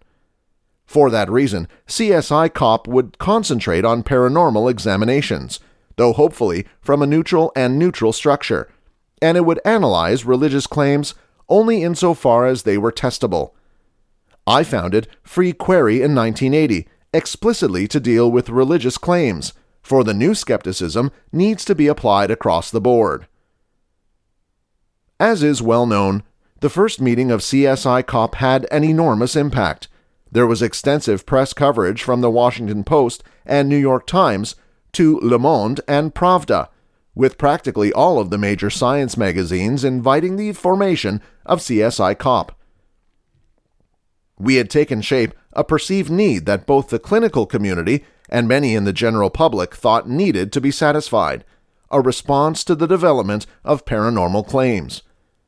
Within a year, our new magazine was launched, at first called The Zetetic, under the editorship of Marcello Truzzi, and thence The Skeptical Inquirer, under the editorship of Kendrick Frazier, who had been the editor of Science News. Much to our satisfaction, skeptical groups started forming all over the world, so that today there are over 75 such groups from Germany, England, and the Netherlands, to China, Russia, Spain, and Mexico. And there are networks of such groups in Europe, Euroskeptics, and Latin America. Moreover, some 50 magazines and newsletters have appeared. Certainly, we have worked carefully with national groups to help get their companies and publications started. All of these developments have added to the formation of a worldwide new skepticism movement. There's now a lively and growing international network affiliated with CSI COP and the Skeptical Inquirer. We are all committed to the scientific program. We're skeptical of paranormal and occult claims unless they have been supported and duplicated by independent detectives. One may ask, after more than 20 years of questions, what can be learned about this entire phenomena? In the rest of this part, I wish to summarize lots of the basic findings and conclusions that the skeptical movement has reached about paranormal belief claims. Chapter 4. Parapsychology and Criticism. I suggest that the term paranormal itself is highly questionable. We chose to use the term only just because supporters, such as J.B. Rhine, has used it. We doubt that it is possible to find a paranormal realm separate from or independent of the natural universe. We are seeking normal and natural explanations for phenomena. The best meaning of the term paranormal is that there are at times unusual, unanticipated abnormalities that we encounter, as Charles Strength defined them, and we want to analyze them with an open mind, and do not wish to decline them a priori and antecedent to questions. Murray Gell-Mann, Nobel Prize winner and a fellow of CSI COP, at a conference at the University of Colorado in 1986, observed that in one sense we deny the paranormal entirely, because once we find that phenomena can be clarified by reference to prosaic causes, then these explanations are incorporated into the natural scientific worldview and are not split up from it. I reiterate, we have an open mind and want to examine abnormalities without prejudgment, offering that the claims made by the supporters are accountable. Anecdotal reports. What we have found is that many reports of anomalous events are based on anecdotal accounts. While these reports cannot be dismissed out of hand or without a fair hearing, especially if they are seriously offered, skeptics hold that inquirers exceed simple anecdotes to a more methodical examination of the phenomena. Most anecdotal stories are based upon personal experiences, subjective and introspective in character, or upon memory of past events, which may be unreliable, or on second or third-hand hearsay. It is very important that all such reports be thoroughly sorted through, if possible, before they are accepted. Anecdotes might have a grain of truth, and they may bring new and crucial information, otherwise overlooked. On the other hand, they might include serious misperception or defective memory. They may include stories embellished on past their original meaning, or incidents exaggerated to what actually took place, or the deceptiveness of the senses colored by tip. Many of these declared anecdotes, if reported second-hand, take on the character of gossip, folk tales, or urban legends. There's a propensity for people who believe in the occult to read in strange subtleties to otherwise prosaic experiences, or to overemphasize the value of random events. This commonly occurs, for instance, in reports of ghostly apparitions, crisis premonitions of death, visitations by extraterrestrial beings, or the accuracy of psychic prophecies. Doubters ask, did the event take place as the person states, and is the interpretation placed on the event the most likely cause? Unless an anecdotal account can be substantiated independently, private investigators advise care about its authenticity. This not only certainly applies to the truth of the event declared to have actually took place, but on the occult explanation that is imposed on it because of lack of knowledge of the real causes. The skeptic says that the report could or may not hold true, and that if it did happen, there might be alternative causal clarifications to be made from it. Are we handling a very real event, or a misperception, hallucinatory experience, dream, and or a misconception of what happened? Eyewitness statement. The appeal to eyewitness testimony is the bedrock of our knowledge about the world and ourselves. The information is drawn from direct, first-hand experience. It is important, however, that such testimony not be accepted on stated value without careful inspection. This is especially the case when the testament is all about anomalous, unforeseen, or bizarre events. If an individual reports that it is raining greatly outside and he supports the claim with the fact that he's soaking wet, and if this report does not conflict with our common knowledge about the world, it need not need weighty proof, though he may have been squirted with a pipe or had a pail of water dumped on him. We can corroborate such claims by looking outside and or receiving reports from other spectators, and or consulting the barometer. If, on the contrary, an individual reports that it is raining pink fairies, skeptical inquirers demand that his remarkable account be substantiated by independent and unbiased observers. Psychologist Elizabeth Loftus of the University of Washington, fellow of CSI COP and a speaker at its 1994 convention, has performed numerous experiments to show the usually imperfect and misleading character of memory. She discovered that many bystanders at a burglary or accident often offer conflicting reports, particularly where the occurrence is mentally charged. This propensity to misperceive could be intensified when somebody claims to have seen a statue of the Virgin Mary weep, or an incredible remedy by a faith therapist. Not only should the report of an observer be thoroughly analyzed, but the analysis that is positioned on it must be assessed. Thus, skeptical inquirers ask that any place possible there be 2 or more witnesses to an occasion, that these witnesses take care observers, and that what they have said can be separately supported. Reports of UFO visitations are really common throughout the world, and these reports often come in waves, typically depending on sensationalistic media exploitation. The private investigator asks, what did these people truly see? Can these analyses be confirmed? Hesitant inquirers have looked to supply prosaic explanations for unknown flying objects, which are usually recognized as planets, meteors, weather balloons, terrestrial rockets, airplane, or other phenomena. Amazing claims need amazing evidence. This principle has been adduced for anomalous accounts. If it is the truth that a paranormal event, if validated, would conquer the known laws of science, then one would really need abundant proof to accept it. The proof must not be skimpy or haphazard, but so strong that its denial would need more credulity than its approval. A great case has been made about psychokinesis, that the mind can move matter without a stepping in physical item or material force, or that precognitive events can be known before they happen. Helmut Schmidt has said experimental evidence that persons in the present can retrogressively impact past events in a random generator. That unusual abnormality would appear to breach the laws of physics, and/or it would need that physics be revised to represent it. We would need some lines of independent replication before we can accept the claim. Burden of proof argument. Some parapsychologists, like John Beloff, have contended that the strongest proof for paranormal events is in the historical cases of popular mediums and psychics. Eusapia Palladino was tested by numerous clinical bodies. Many realized that she had cheated in many cases. Others could find no evidence of cheating.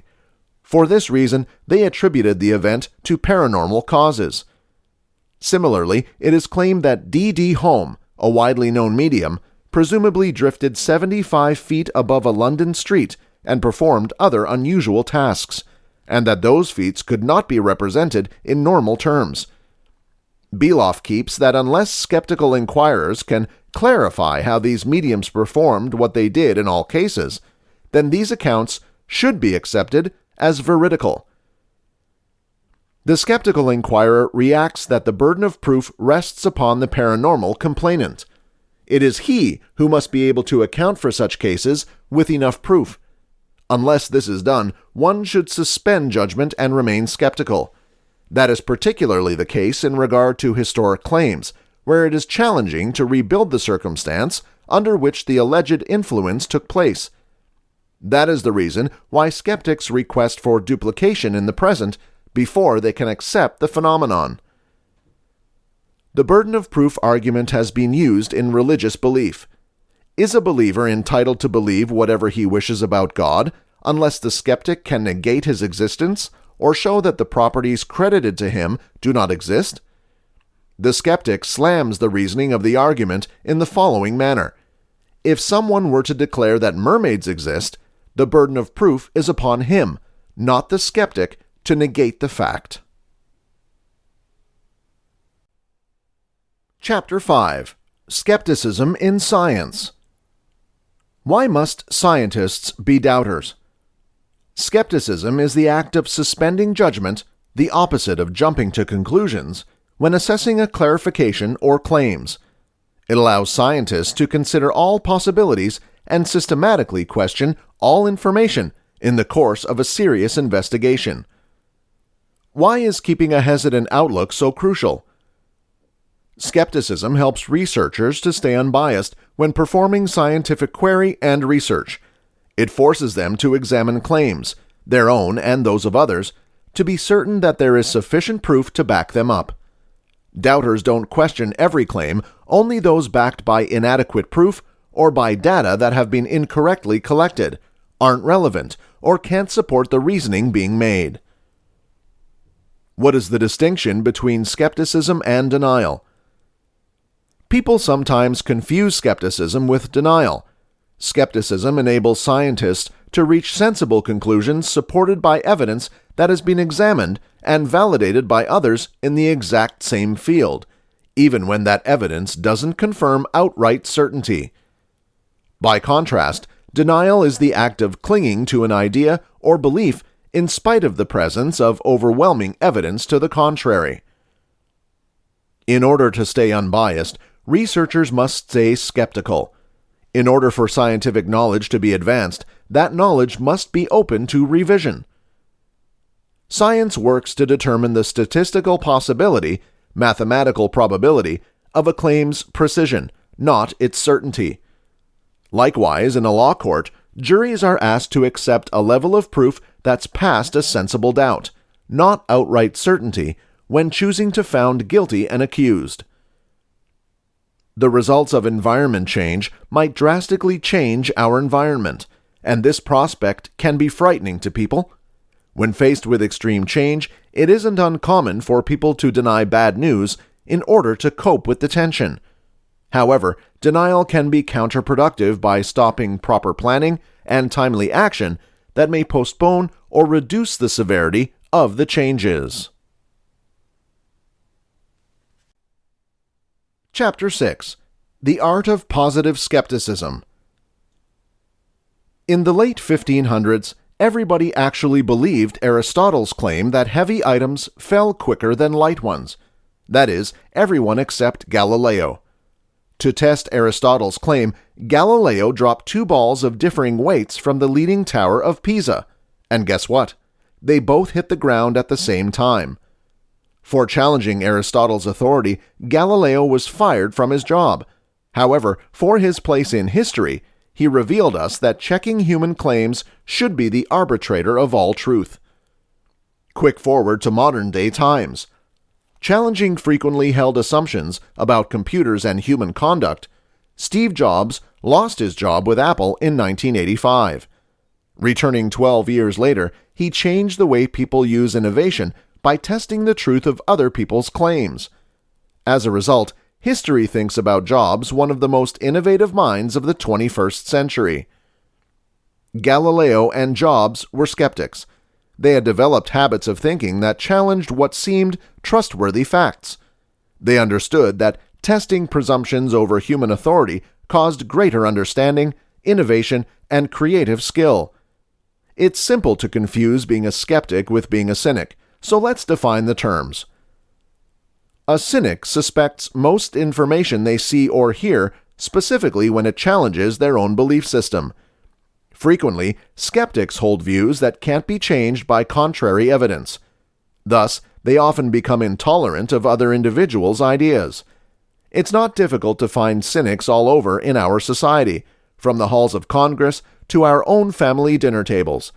Most people who are driven by inflexible beliefs hardly ever think like Galileo or Jobs. Skepticism, on the other hand, is a key part of critical thinking, an objective of education. The term skeptic is stemmed from the Greek skeptikos, meaning to ask or take a look around. Skeptics need added proof before accepting someone's claims as true. They are willing to challenge the status quo with unbiased, deep questioning of authority.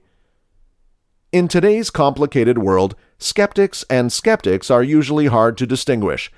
While the capability to challenge human authority has resulted in crucial development and reform, it has also made it possible for a rate to prove our rightness. Often, what appear legitimate research studies are controlled to support a particular idea or result that a firm, individual, or government really believes is the truth. And herein lays the dilemma of our modern-day quest for certainty. When we can no longer be unbiased inquirers just because we have already determined the truth, then we produce a civilization of cynicism rather than skepticism. Is this the sort of world we want for ourselves and our kids? If we model skepticism instead of cynicism, our children would acquire a world that would be less depending on power and authority and more dependent on critical thinking and profundity.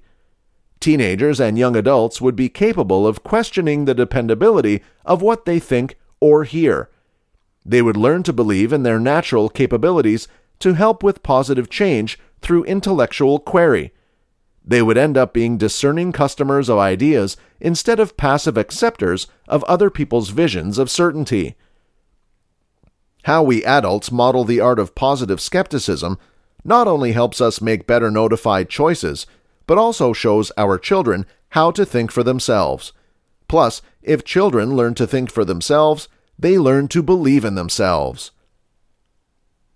5 ways to model positive skepticism. Be a deception detector. People continuously make claims that impact our everyday lives. From those selling services and products to candidates running for political offices, we're barraged with decisions that need us to act. Thomas Kita, in his book Do Not Believe Everything You Believe, shows how quickly we can be deceived and why we should learn to think like a researcher. Obstacle claims by asking for proof. Ask questions like, what makes you think that way? What assumptions have you based your claim upon? What facts or research support your ideas? Are there facts or studies that contest your claim? Doubt. Consistent streams of commercial messages, TV news, and campaign ads try to tell us how to think. When we enable others to think for us, we become susceptible to brainwashing, propaganda, and effective emotional appeals.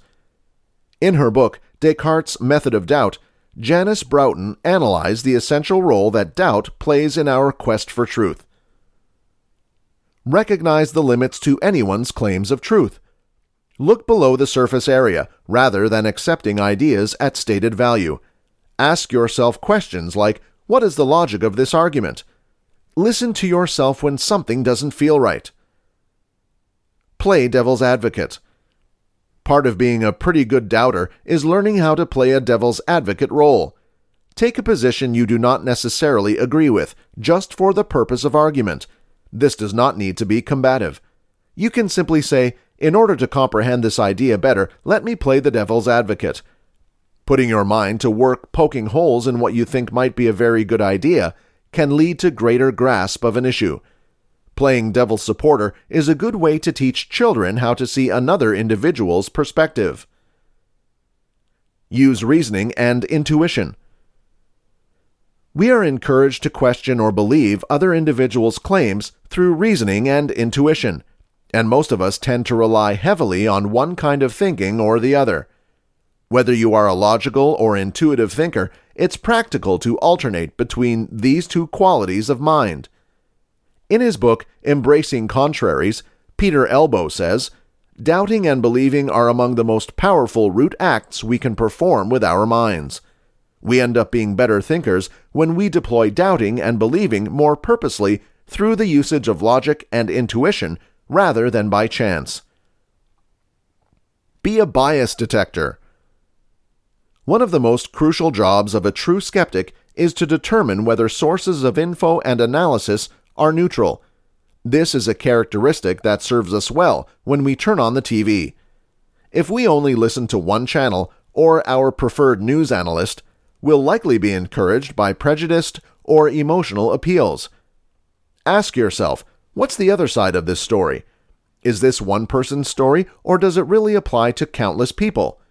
Is there an underlying belief or assumption being made that reflects this press reporter's ideology? Positive skepticism results in better problem-solving, development, and creative skill. It also helps develop our abilities to think critically about the world around us. Do you agree?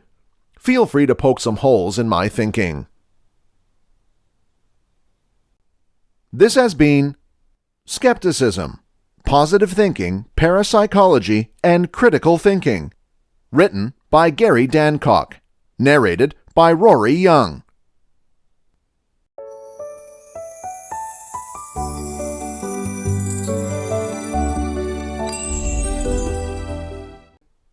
Skepticism, Why There Needs to Be More Skeptical Thinking in Psychology. Written by Gary Dancock. Narrated by Rory Young. Chapter 1. Why Skepticism?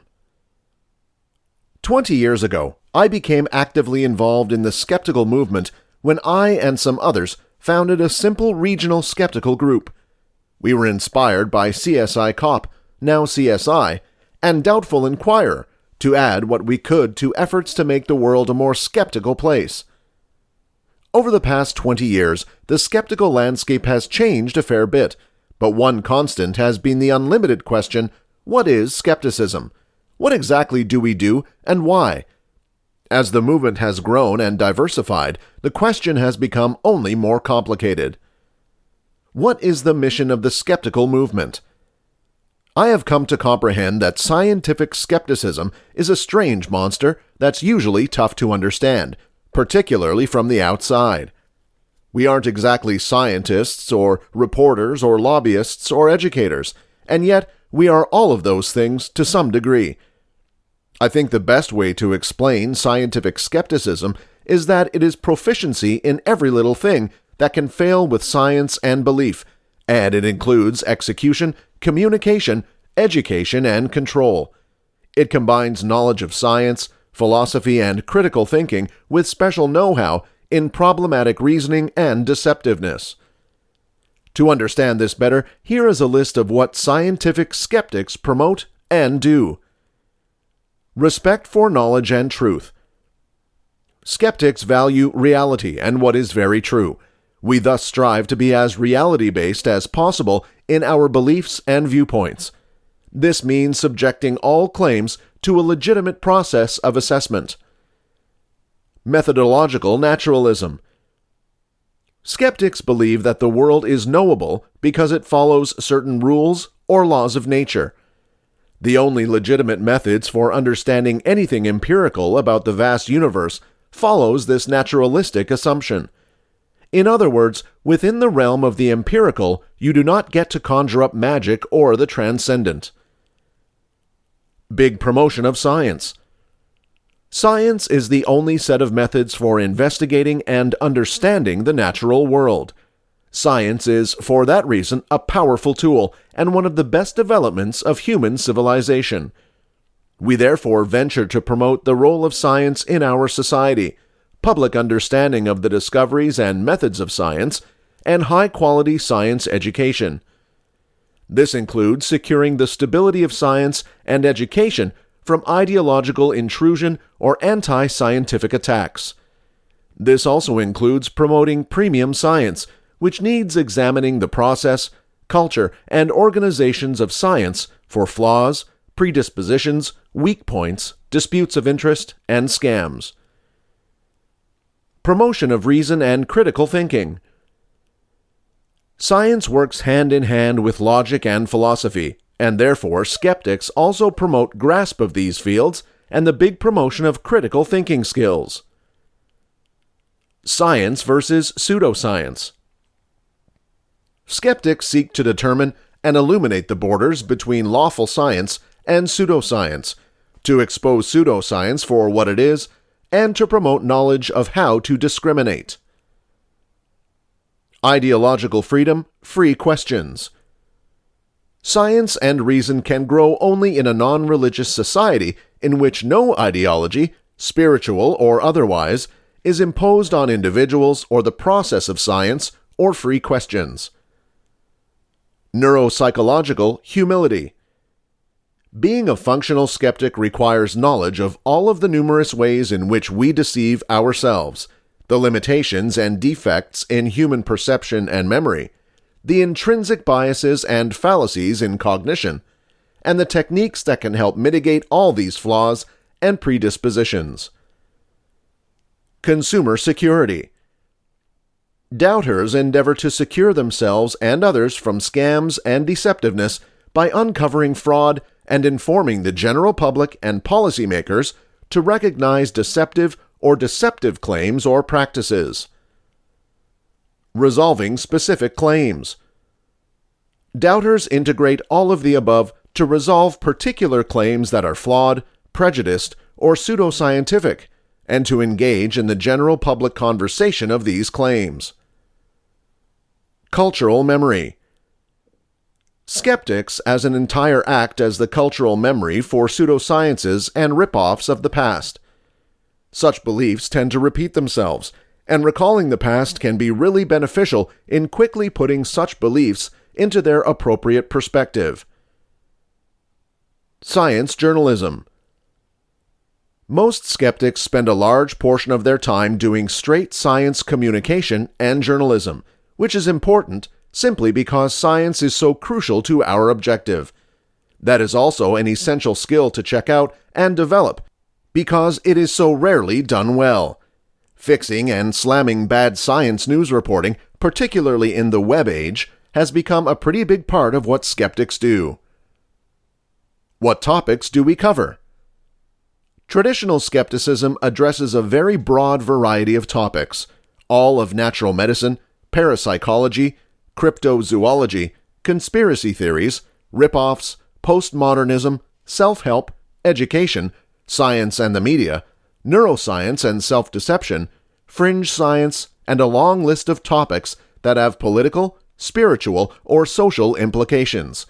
Genetically modified foods, organic farming, free energy and other energy concerns, environment change, creationism, miracle claims, faith healing, prophecy, funneling. The list is massive. There has been regular discussion about which subjects skeptics should cover. My technique has always been that everyone naturally should feel free to cover whatever topics suit their interests, inspirations, and skills. There are no right or wrong topics to cover. There are, though, many factors to consider worth going over. Skepticism is an approach of applying science and critical thinking to all areas. It is worth thinking about how those methods relate to any specific subject of interest. Here are some of the aspects I consider when deciding what subjects to deal with as part of my skeptical activism. Teachable minute. One very essential criterion is this: would addressing a claim or topic offer a beneficial teachable moment? Since one, if not the, primary objective of skepticism is education, this is a crucial requirement, and in fact, it is typically adequate reason to address a topic. This is the main reason I have never addressed issues such as ghosts, Bigfoot, astrology, or the Bermuda Triangle, traditional skeptical topics all. I honestly don't care at all about ghosts, and I agree that this has extremely low top priority as an issue. Still, ghost hunters engage in a range of pseudoscientific activities and defend their claims with numerous rational fallacies. There are many generic lessons about science and critical thinking that can be learned by analyzing any pseudoscience, and often the most clear ones are the best examples. I have also found out that by examining the full spectrum of pseudoscience, I have been able to see repeating patterns that allow me to comprehend pseudoscience a lot more thoroughly and then use those lessons to more vital parts, such as medication. Interest? Related to the teachable moment criterion is public interest. The entire point is to engage the public, and one strategy for doing so is to go to where the public already are. The general public has an interest in ghosts, cryptids, and UFOs, and in fact they typically learn pathological science from well-known treatments of these subjects. If we leave these popular subjects to the charlatans, they will gladly spread out scientific illiteracy unopposed. That is, though, a great opportunity to teach the public about how science actually runs, systems of self-deception, how to tell if a claim stands, and how to discover pseudoscience. Dealing with pseudoscience and the paranormal is a way to popularize science, such as discussing the physics of Star Trek or the philosophy of The Simpsons. Ghosts and UFOs are the hook. The benefit is clinical literacy and the ability to think a bit more critically. Effect. The relative effect or importance of an issue is definitely essential, and absolutely nothing I write here should be translated as dismissing or lessening that point. In fact, as the skeptical movement has matured over the past few decades, I have noticed a guaranteed shift to issues of greater social significance. My main issue is alternative medicine, the abject seepage of fraud and pseudoscience into the organizations of healthcare. This results in the wasting of billions of dollars and diverting of research funds, and it causes direct harm to the health of individuals. Other essential issues we tackle frequently are vaccine refusal, global environment change, genetically modified foods, our energy infrastructure, future innovation, teaching creationism and other pseudoscience in science classes, problems surrounding mental illness, the self-help market, scams, racial or sex pseudoscience, and other problems that have a direct effect on individuals' lives and our civilization. We also may consider how much of an effect we can have. Some issues are more open to scientific info than others. Know-how. The world needs all sorts of professionals, and clinical skepticism is a legitimate area of competence. It involves a deep knowledge of pseudoscience, the philosophy of science, systems of deceptiveness, neuropsychological humility, rip-offs, reasoning, and other elements of critical thinking. This includes knowledge of the history of pseudoscience. Within skepticism, people also tend to focus their writing and speaking on their area of clinical competence. So, skeptical physicians fixate on medication, astronomers on astronomy, biologists on concerns such as advancement and creation, physicists on free energy, etc. If we have a bias, it is to the areas of proficiency that also tend to attract people to the skeptical movement itself, but this is hard to avoid. It is also not easy to correct, and wandering off beyond our parts of knowledge isn't a very good solution. At the very least, it takes much more work to attend to an issue about which I'm not already relatively expert. Filling a need. Very pertinent to the question of what targets skeptics choose is who else, if anybody, is already dealing with those issues. An example could be this: reviewing proof and developing a requirement of care for a particular issue within mainstream medicine is really important, but there are already professional societies that do that. All clinicians and researchers should be skeptical, but in areas where mainstream researchers are already doing just fine at addressing misperceptions, physicians who have a know-how in skepticism aren't needed and have absolutely nothing particular to add. We tend to focus our efforts where there's the most really need, meaning where there's a current absence of attention. Fringe ideas tend not to get attention from researchers who do not want to squander their time. Whether or not this is a reasonable position is arguable, but on the other hand, skeptics are really happy to fill deep space. As a skeptical neurologist, for example, I am not going to spend my time delving into and participating in debate over the possible systems of Parkinson's illness. There are scientists who are doing that. However, I'm going to engage with those claiming that near-death experiences are proof for an afterlife, because most researchers don't bother to do that. Journalistic stability. This last criterion is a little bit of an individual choice. Some journalists and outlets unapologetically advocate for a political ideology. Everybody knows the Huffington Post is a liberal news source, for example. Some reporters, however, try to be as politically neutral as possible so that they will be viewed as a reasonable arbiter of factual information and analysis. Similarly, some skeptics integrate their skeptical activism with ideological advocacy. I have no problem with this, and most are in advance about it. Some skeptics, though, choose to be political or ideologically neutral in their activism, other than for a defense of science and reason. I think this can be practical.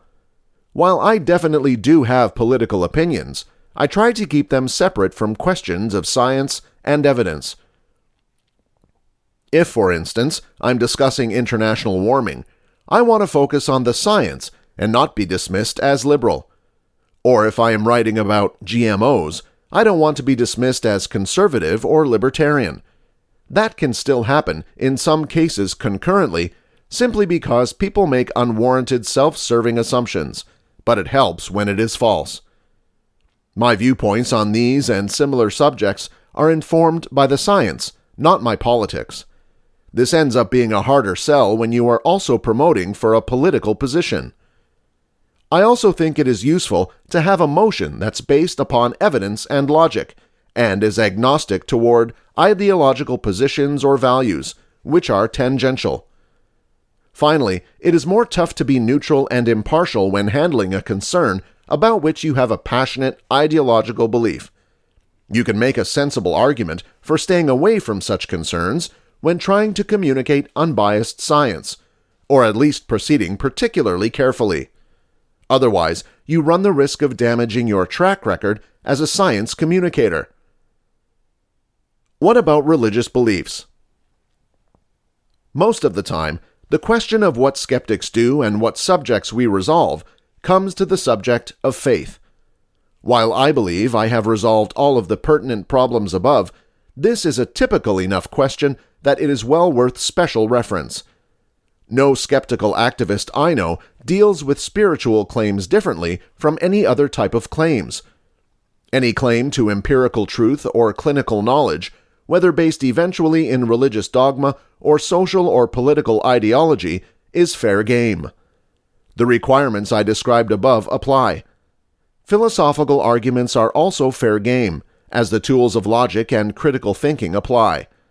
Nevertheless, it is essential to recognize that faith statements are simply different from clinical or philosophical declarations. That doesn't really mean they are exempt from critical thinking.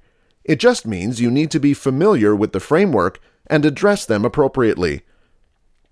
This difference, however, is usually misinterpreted as staying away from religious claims, which is patently not true. When a believer specifies that they believe something to be true based upon their own personal faith, there are some legitimate approaches. It is essential to explain that the concepts of freedom of religion and separation of church and state need that their personal faith not be enforced upon others. They do not have a right to make others follow their faith, to deny their children of the basic needs of life, or expect federal government to legislate their faith. It is also beneficial to mention that beliefs based purely on faith are exempt to scientific analysis, and thus they don't belong in the arena of science. They, for this reason, cannot blend faith and science. Either the science bases on its own, or it does not. You cannot legitimately use faith to rescue bad science from refutation, or to render it immune to falsification. This definitely applies to faith-based beliefs that aren't overtly spiritual. It isn't uncommon for followers in alien visitation or extrasensory perception, ESP, to pull away to faith-based claims when the proof doesn't support their position. They are successfully refuted by simply stating that they have left the arena of science and thus have delivered this territory.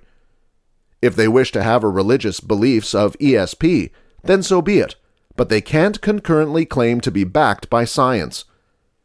To put it simply, skeptics can deal with faith claims epistemologically without making the exact same epistemological mistake as the believer to wrongly declare that empirical approaches can negate beliefs that aren't empirically based.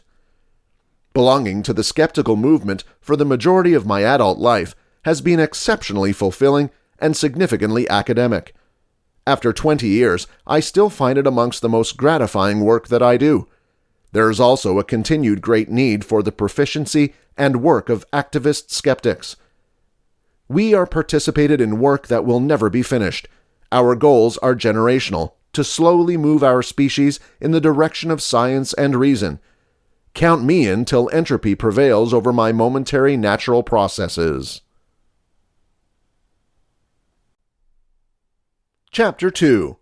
Skepticism can help you think more plainly.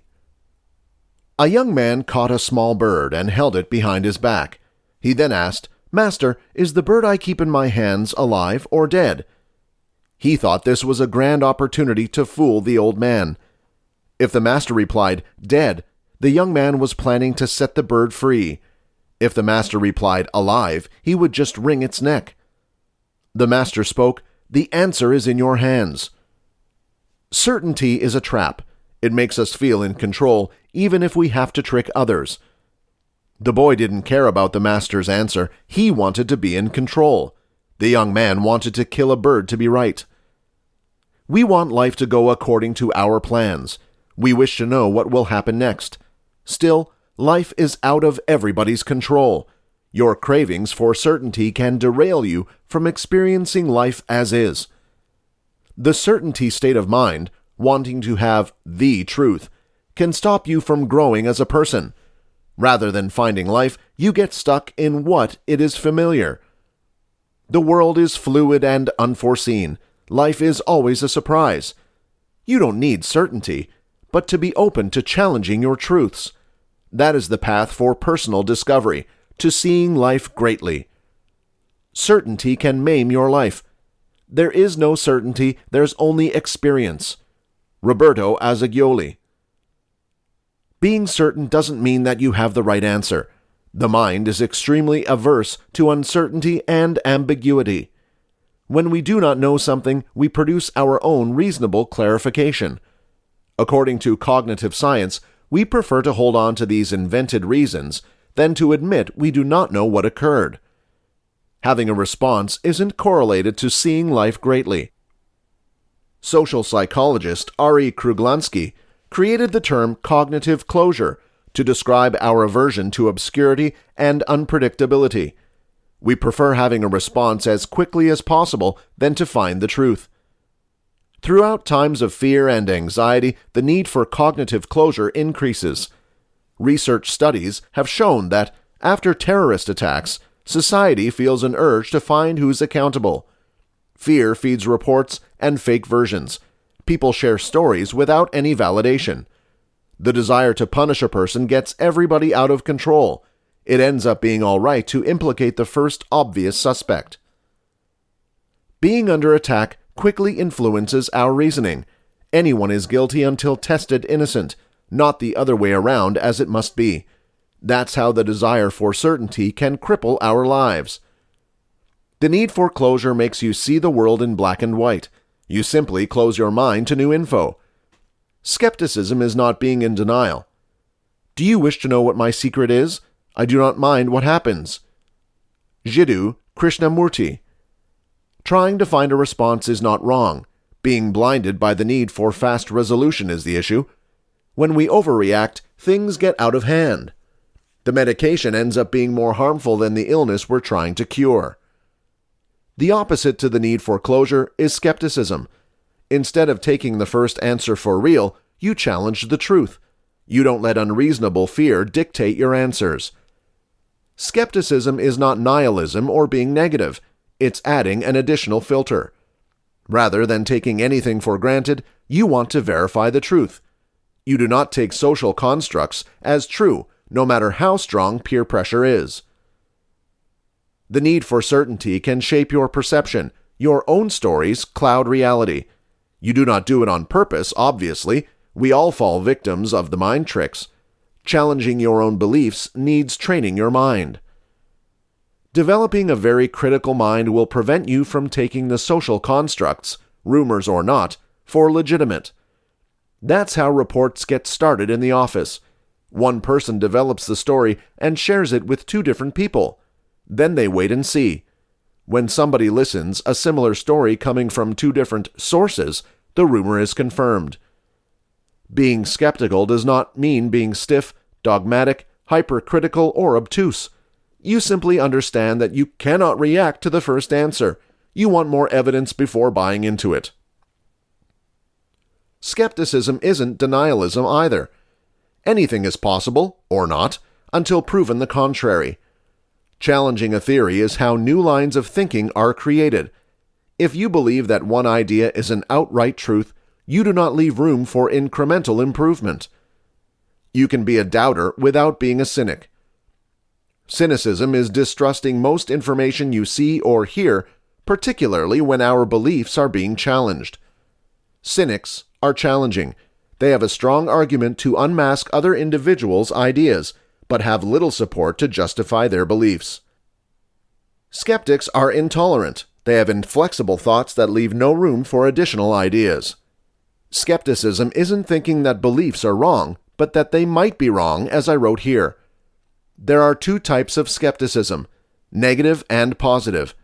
By getting rid of bad ideas, negative skepticism permits good ones to grow. Positive skepticism exceeds the removal of false claims. The Greek word skeptikos means thoughtful. While the need for closure is a response in the heat of the moment, being skeptical is less spontaneous. It needs inquiring and showing. Positive skepticism fuels critical thinking. It encourages you to get a deeper understanding of events or things. Instead of taking the truth for granted, you question it first. The truth will set you free, but initially it will make you miserable. Jim Davis. Our need for certainty may overshadow facts. People who are certain of an opinion are more likely to act upon it. The elections are a great example. When people are with confidence in favor of candidate X, they are more likely to choose that candidate than a person who doubts even though they support the same prospect. The surer somebody believes he or she is right, the harder it is to encourage that person that he or she could be wrong. When people feel sure, it's harder to change their minds. Certainty can get you stuck in a position. You close down to new alternatives. You have the flexibility to choose, however, the truth is not optional, right? Neurologist Robert Burton contends that certainty is not a conscious choice, nor a thought process, but a feeling. It is the feeling of understanding. Like anger or fear, it does not depend on a deep state of knowledge. The writer explains how most times we're wrong even when we are convinced we are right. Ulrich Neisser, the father of cognitive psychology, performed the opposition research study to question what he called flashbulb memories, how stunning psychological events leave a vibrant imprint on the mind. Students were asked how they'd found out about the disaster, where they were, what they were doing at the time, and so on. Neisser collected information the day following the event. He repeated the experiment 3 years after. Students uttered high levels of self-confidence that their false memory syndromes of the blasts were more precise than the descriptions they had made a note of 1 day after the explosions. One student commented, "That's my handwriting, but that is not what took place." The autonomous, reasonable mind is a myth. The answer, Burton agrees, relies on accepting the limitations of our capability to know and in playing by the rules of scientific method. The concepts of the self and free choice are inherent helpful fictions that allow us to work. As Samuel Johnson said, all concept is completely against the freedom of the will. All experience is for it. Modern neurophysiology tells us our choices are made subconsciously before we are actually aware of choosing. The way of the skeptical mind: in order to seek truth, it is necessary once in the course of our life to question, as far as possible, of all things. René Descartes. Embrace positive skepticism. Turn challenging the truth into a routine. Once again, I am not asking you to end up being a cynic and distrust everybody. Positive skepticism is all about finding the opposite side of the story, to comprehend if the sources and analysis are unbiased. Listen to both sides of a story. Look for heterogeneous sources.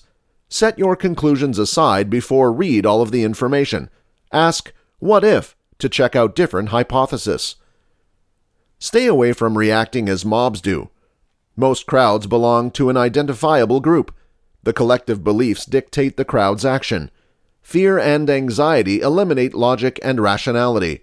All the mob cares is to find a scapegoat. Beliefs blind individuals. When the mob is blind, the habits are much more harmful.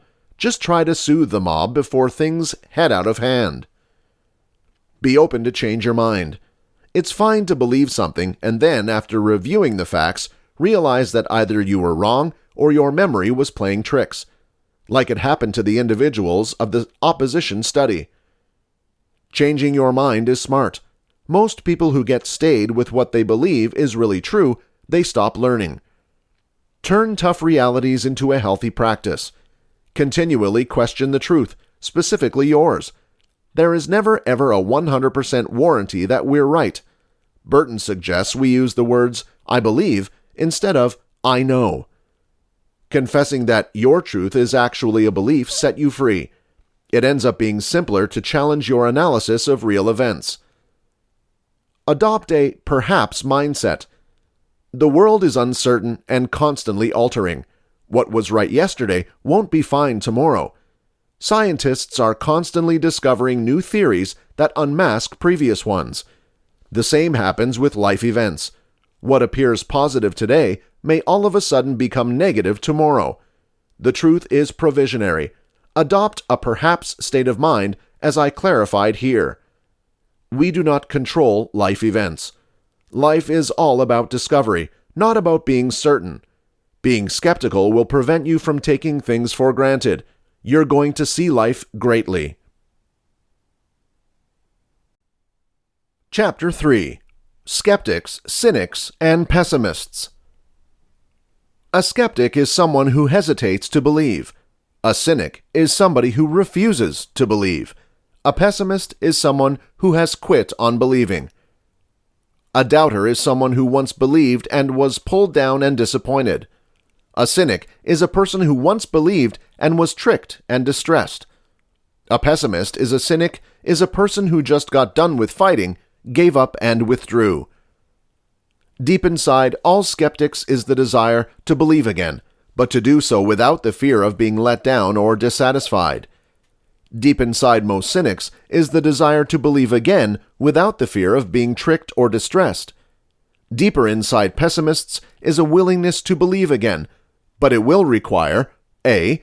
Your being patient with them, B. The chance for them to express why they stopped believing and ended up being so cynical, B. Your listening, understanding, and validating how they could feel that way, and after that, you're committing to never putting them in that position again, and after that, never ever doing it. Chapter 4. Psychology frantically needs an enormous increase of skepticism. Doubt has a bad rap. Doubting Thomas is a dismissive insult stemming from, rather paradoxically, a Bible story about an apostle who refused to believe Jesus was reanimated till he could see it with his own eyes. This is paradoxical simply because many contemporary people doubt the literal truth of this story, not the least some extremely popular Christian theologians. Also, every little thing from the self-confidence movement to pop psychology to the now largely exposed research on power posing tells us to be confident, that confidence produces success. Unabashed advocacy of confidence is pretty much everywhere. Although there are surely conditions under which self-confidence is a good thing, in this essay I'm going to say that the opposite, doubt and skepticism, are also good things, particularly in science. I'm going to fixate on psychological science since that is what I know best. Skepticism is crucial for healthy science. What is skepticism? It is the embrace of uncertainty and doubt about everything, including but not limited to science. The popular button and meme question authority is true, but doesn't go far enough. Question authorities, your parents or caretakers, your priest, your teachers, media reports, and researchers. Hell, given our propensity for overconfidence and a myriad of predispositions, you should question your own experiences. Although this deserves an essay in its own right, skepticism is founded on free speech and academic liberty.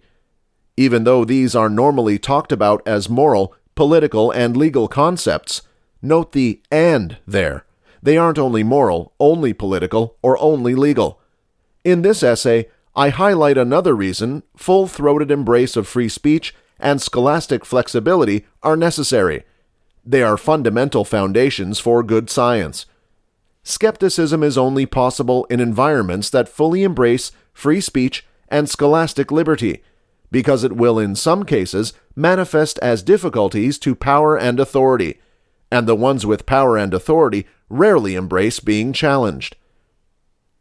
Hostility from the ones with official power, government authorities, college administrators, is often clear, but power can also be wielded by noteworthy senior researchers, and even the mob. Mob here isn't a euphemism for mafia. It is used to refer to great deals of people acting to threaten and frighten others, and even taking the law into their own hands. See, example, French Revolution, the rise of fascism and communism, and for more recent examples, mobs of both professors and students threatening those who purvey views they do not like. Speech and scholastic freedom are foundational for good science simply because good science thrives on skepticism. Skepticism can include obstacles fixed, noteworthy researchers and their claims, reports of fantastic, dramatic findings, received wisdom, and canonical ideas, as in the virgin birth is part of the canon of Catholicism, and the power of the circumstance belongs to the canon in social psychology. But if the expression of questionable ideas including but not limited to skepticism, is actively suppressed, even if this happens completely lawfully, psychological science suffers. I hope that these three analogies, though imperfect, communicate why even deep skepticism is important to a healthy mental science. 3 imperfect analogies. 1. Weeds. Skepticism is vital for good science in a way that has some similarities to why getting rid of weeds is essential for a healthy garden. Bad weeds can choke off healthy plants. Bad science can choke off good science if, like a runaway weed, bad science ends up being popular, highly subsidized, and adopted as a basis for law, social policy, and personal use.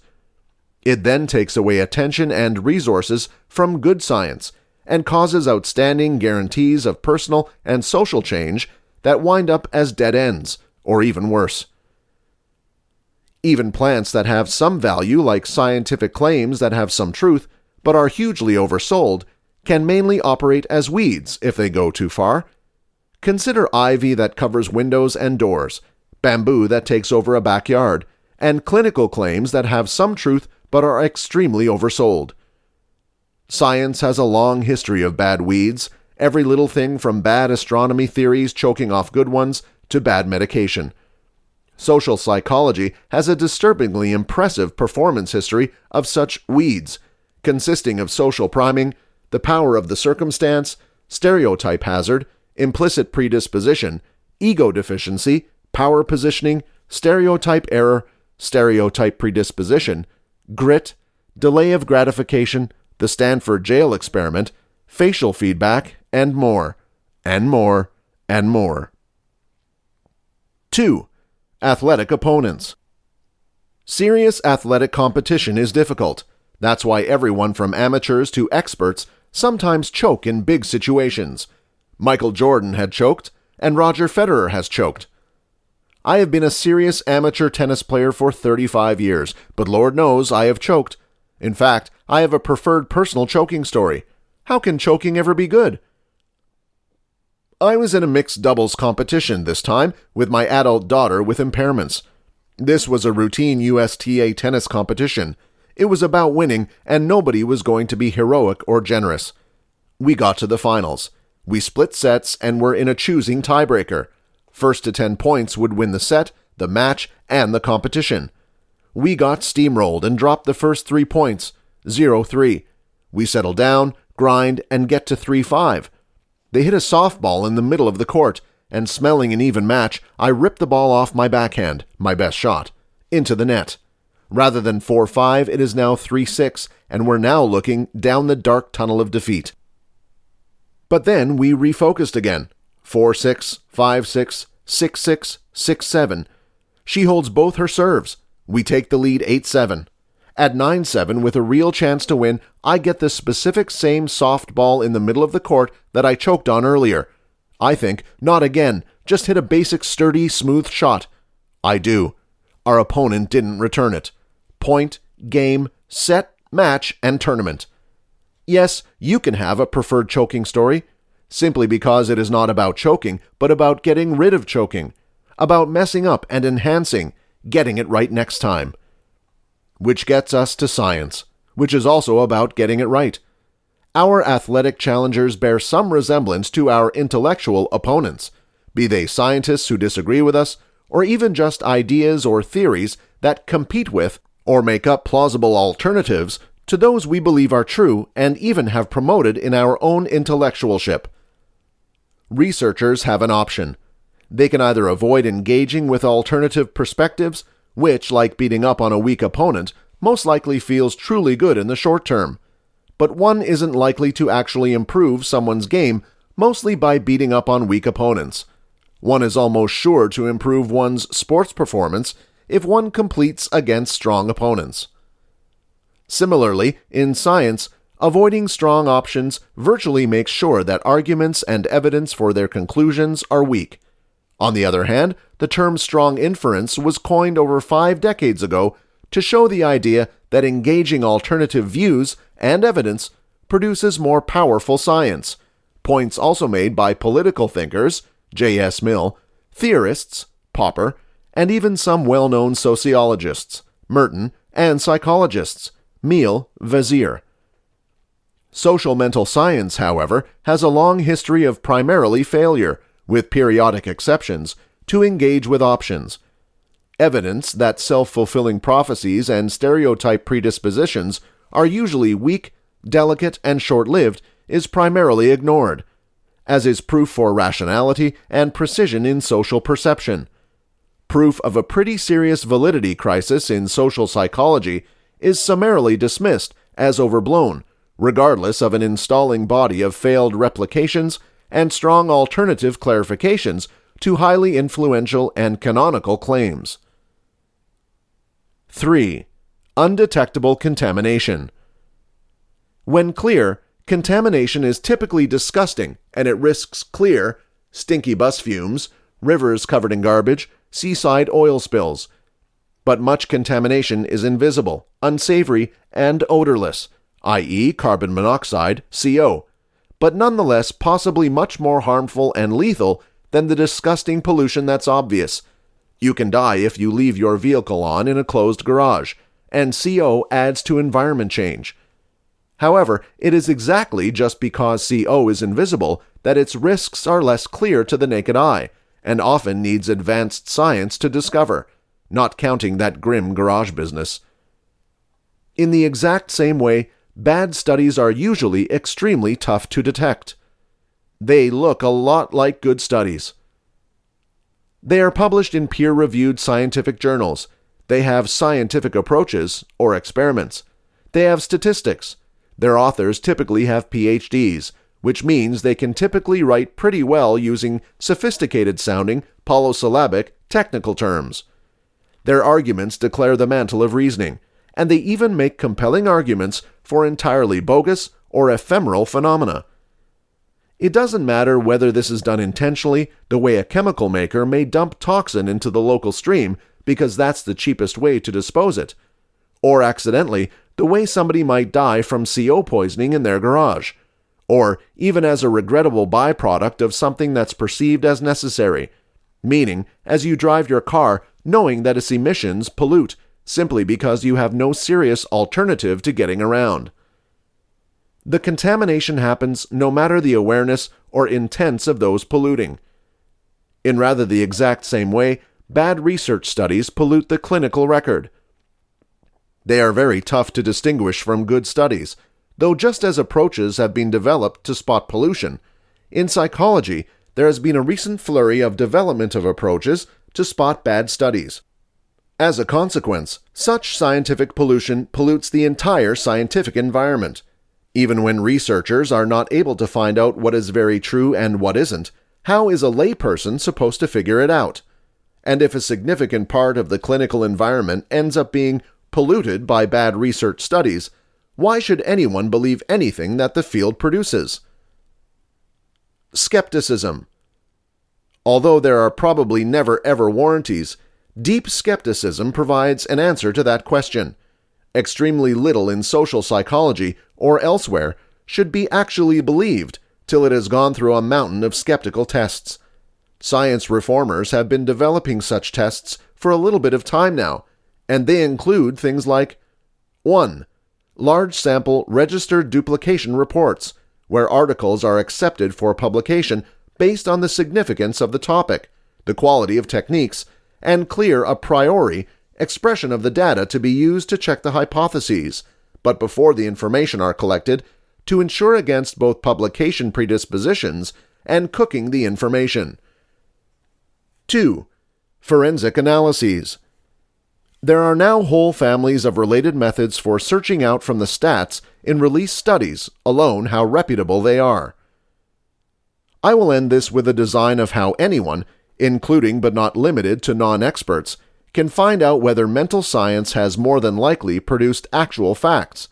This is my variation on a model initially developed by Chris Chambers, whose book, The 7 Fatal Sins of Psychology, attends to some of these issues.